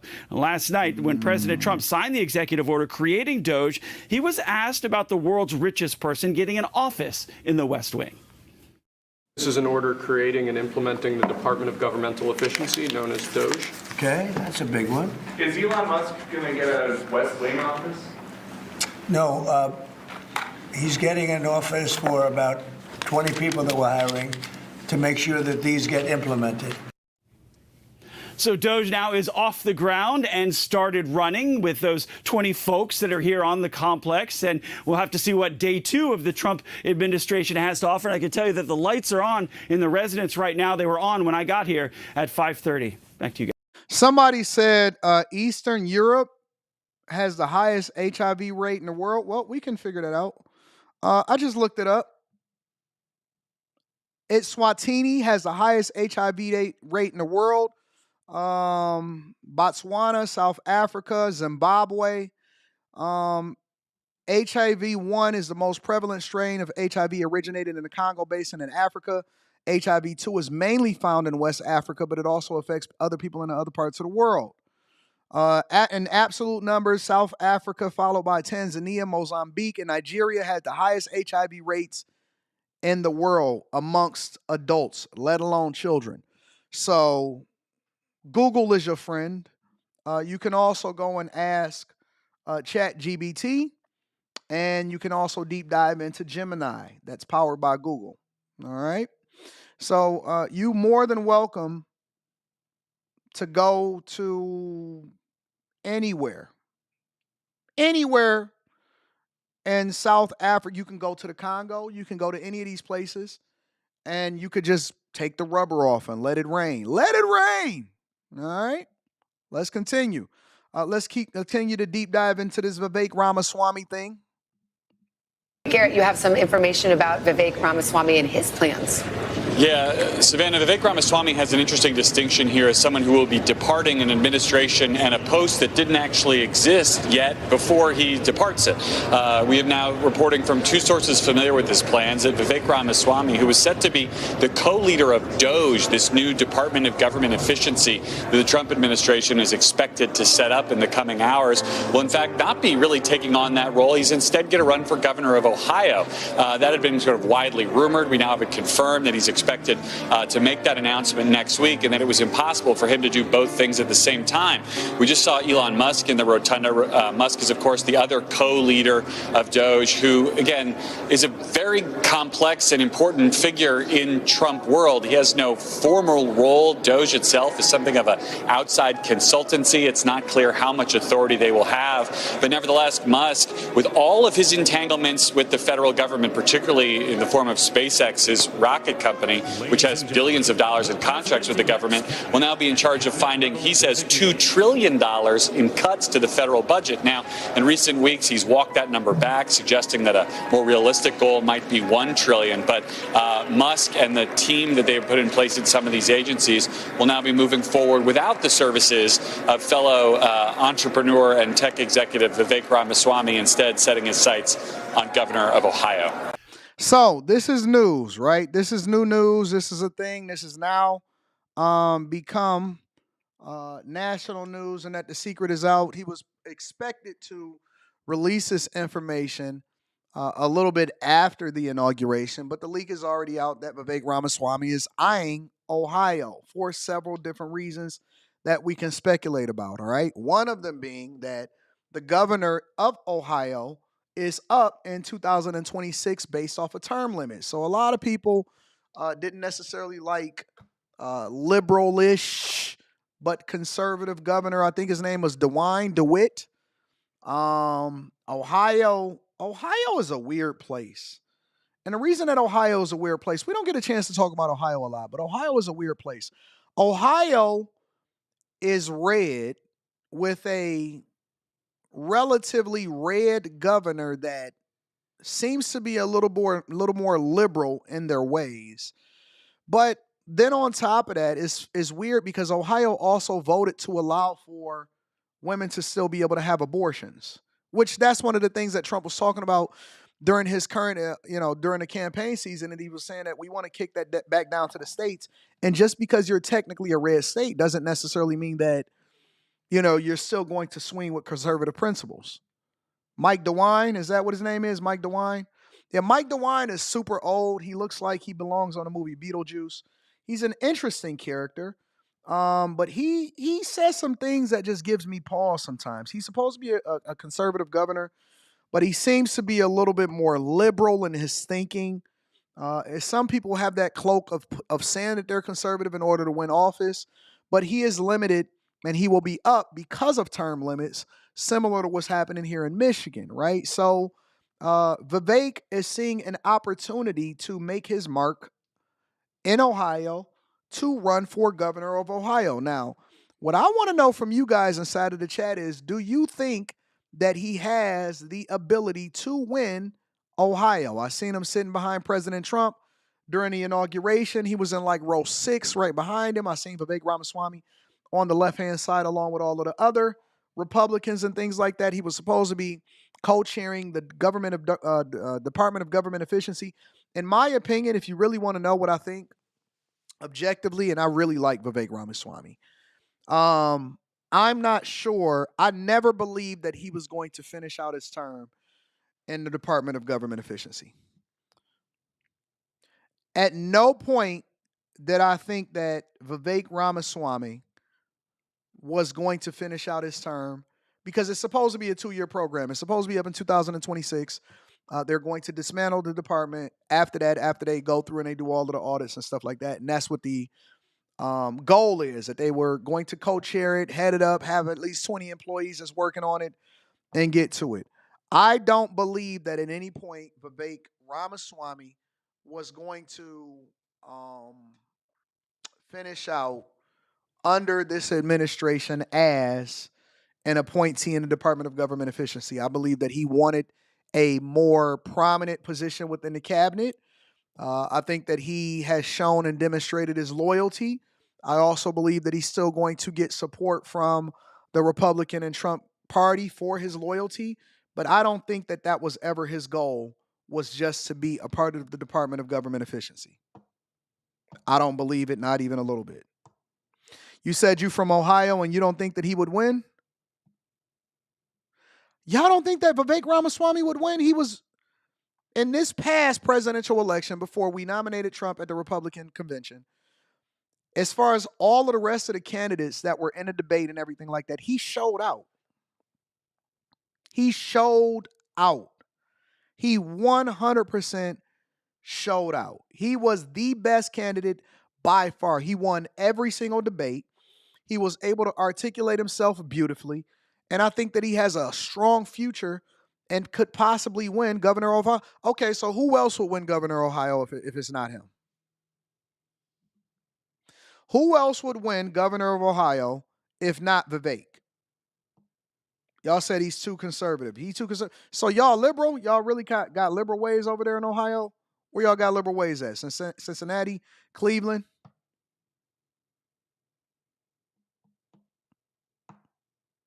I think that he will win Ohio. I think that he is going to win Ohio. 100%. I believe Vivek is going to win Ohio by a landslide. If y'all had DeWine in there, y'all 100% can support y'all 100% can support Vivek. I absolutely think that he's going to win Ohio. But I just don't think that he was a good fit within this administration. I don't think that they ever really had a place for him. And that's why they made him co-chair along with Elon Musk. Elon Musk was getting all of the visibility for the Department of Government Efficiency. Vivek was really an afterthought, and I don't think that that bode well for his long-term political future. I think that him getting more visibility if he can win Ohio, I don't know who his competition would be. I can't see anybody in competition to beat him in Ohio. But yeah, I think that he's going to do well in Ohio. I think that that's a really good place for him. Make sure y'all hit a like for the algorithm, subscribe to the channel, and turn on your notifications. 3-Man Podcast says, who has the highest single mother rate? I have no idea. No idea whatsoever. People that speak Swahili don't even speak Swahili. I don't even know what that means. Anastasio says, I think the pay is Vivek is going to become governor to aid in a constitutional amendment to remove birthright citizenship, since it takes a majority of the states to amend the Constitution. Interesting. Make sure I hit a like for the algorithm, subscribe to the channel, and turn on your notifications.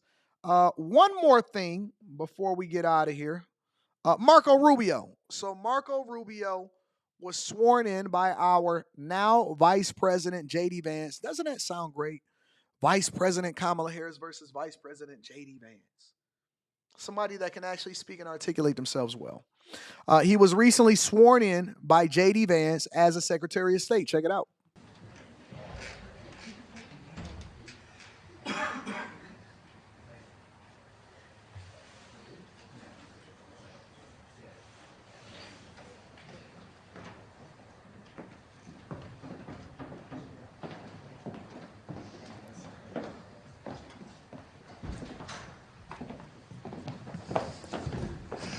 Well, good morning, everybody. How are we doing?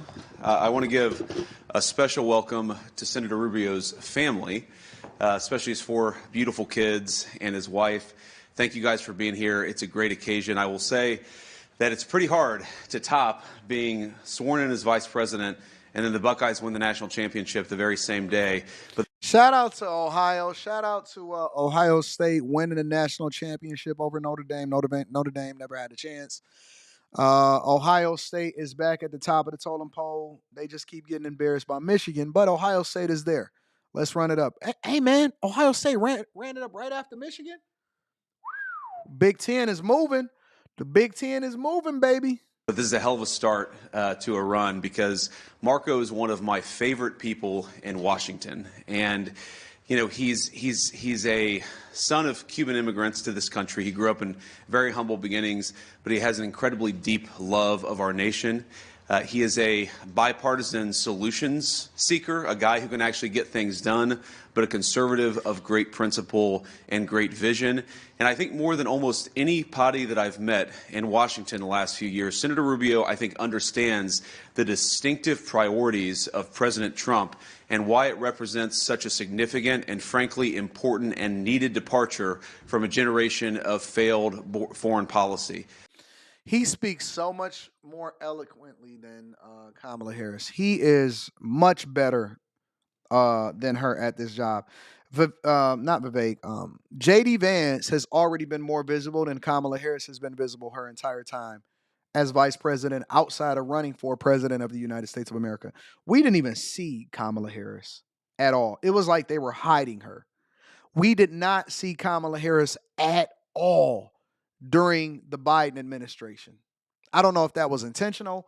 I don't know if she was just taking a vacation every day, but we did not see Kamala Harris. We didn't see her speak. We didn't see. The only thing that we heard was when she first got appointed, that she became the border czar. And then we heard that it was a lot of people that didn't like her inside of the White House at all. Senator Rubio will be the chief diplomat of the United States of America, but he will remain a friend. I'm proud to know him, and I'm proud to do this. So, Senator Rubio, thank you.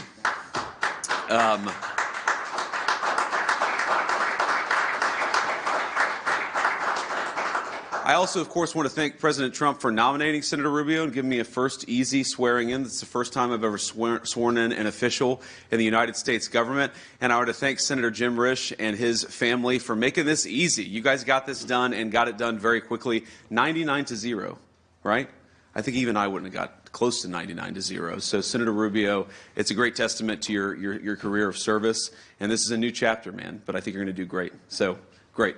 So I think that we're going to administer the oath, and then, Senator, you'll say a few words. Is that right? Let's do it. Okay. So please raise your right hand and repeat after me. I, Marco Rubio. I, Marco Rubio. Do solemnly swear. Do solemnly swear. That I will support and defend. That I will support and defend. The Constitution of the United States. The Constitution of the United States. Against all enemies. Against all enemies. Foreign and domestic. Foreign and domestic. That I will bear true faith and allegiance to the same. That I will bear true faith and allegiance to the same. That I take this obligation freely. That I take this obligation freely. Without any mental reservation or purpose of evasion. Without any mental reservation or purpose of evasion. And that I will well and faithfully discharge. And that I will well and faithfully discharge. The duties of the office on which I am about to enter. The duties of the office of which I'm about to enter. So help you God. So help me God. Congratulations, Mr. Secretary.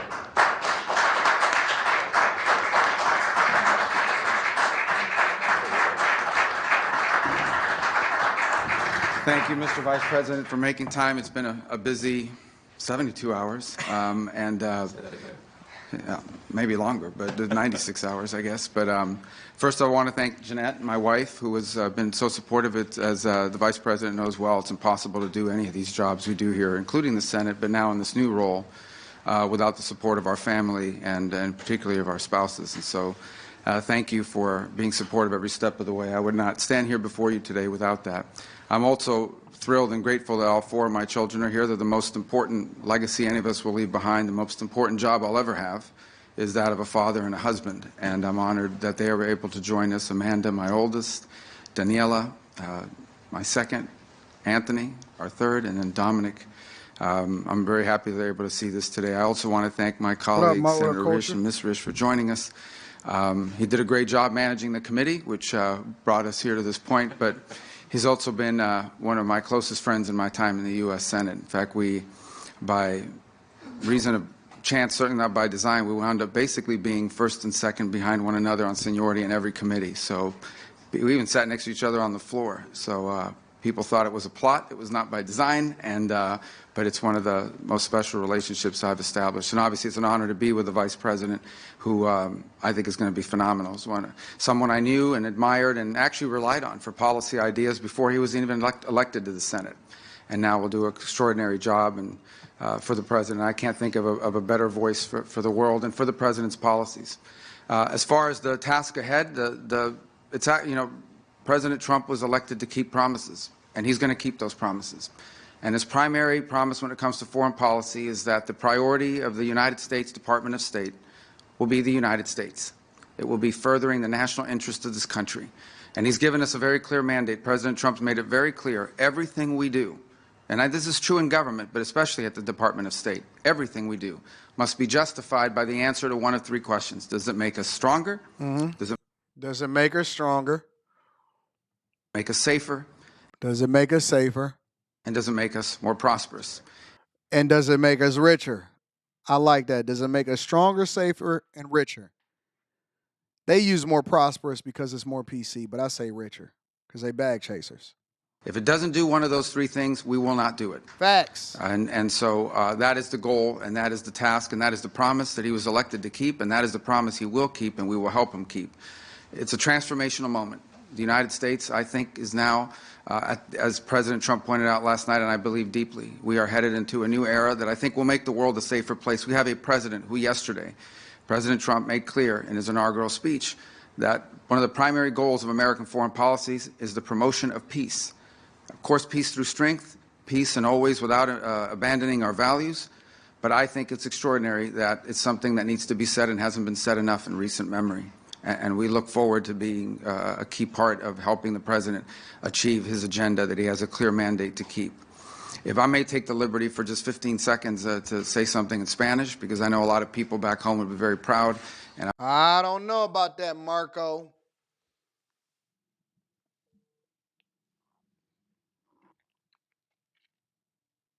You know, the people over here in the United States of the Americas, we on the Millionaire Morning Show, we do English. But go ahead, you're the Secretary of State. It's your moment. Do your thing, big dog. I want to make sure I acknowledge that. Quiero darle las gracias a Dios, a mi familia que no está aquí con nosotros hoy, a mis padres que vinieron en este país en el año 1956. Y el propósito de su vida fue que nosotros pudiéramos vivir los sueños que no fueron posibles para ellos. Es un honor increíble ser el secretario de Estado del país más poderoso y más Ponderosa Steakhouse, we here. Bueno en la historia de toda la humanidad. Y es un gran honor y le doy las gracias al presidente Trump. Gracias. Thank you to President Trump. See, I'm able to put it together. I can use my context clues and put it together. Por esta oportunidad. I just said. I thank President Trump for the opportunity. Give me a round of applause for being able to put that together. Give me a round of applause, and I want to thank my family. I want to thank President Trump for giving me the opportunity. See, I know some of what y'all was saying. Yeah.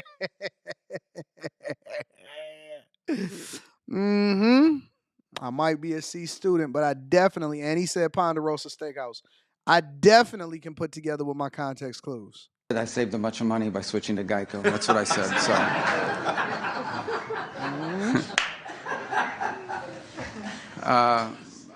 And I want to end by thanking Almighty God and my Lord and Savior Jesus Christ. That is truly the singular purpose of our lives. It's the most important priority. It's the only thing that will matter when we take our last breath on this earth. But this is an extraordinary opportunity that would not have been possible without God's blessings. I'm honored and I'm privileged, cognizant of responsibility, and I want to thank President Trump for his confidence. We will work hard every second of the day to help him achieve. Brian Robinson said he used the word prosperous because people who are used to having money don't brag or get excited about it. Those who can't keep a man or get pretty women without money brag and mention money. Well, you a lie and the truth ain't in you. I know people that's been getting money for 30 years. I have mentors that are close to $100 million in net worth. And guess what they get excited about? Getting them wires. They love going out and buying cars and getting wires. They still have the same enthusiasm for hustling as they did when they first started to make their first million. I don't know what you talking about, but listen, I get excited every time. I know this is a family show, so I can't say certain things. But you just don't have any enthusiasm for life. That's all that is. You just don't have the enthusiasm for life. Shout out to Marco Rubio and JD Vance swearing in as a Secretary of State. I find that people are just boring. People are just boring. Honest to God. People are genuinely boring.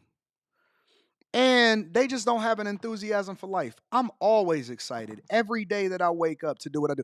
I've been a content creator for over a decade now, and I am absolutely, this channel was in season 5, so we've been doing this for 4.5 years now. And I get excited every single time that I wake up to get ready for the morning show. Every single opportunity that I wake up for the morning show, I get excited. I am very much excited. I'll be excited to do live streams. I'll be excited to drop my videos. I'll be excited to do all of these things. And I've been doing this for a long time. And that's how you know that you have a knack for it. That's how you know you love what you do. That's how you know you have enthusiasm for life. And that's how you know that you're still alive. That you're still alive. Every opportunity, I'm still thankful to the people every day that contributed into the platform. I always check on my people to see how they're doing. I'm excited every single day.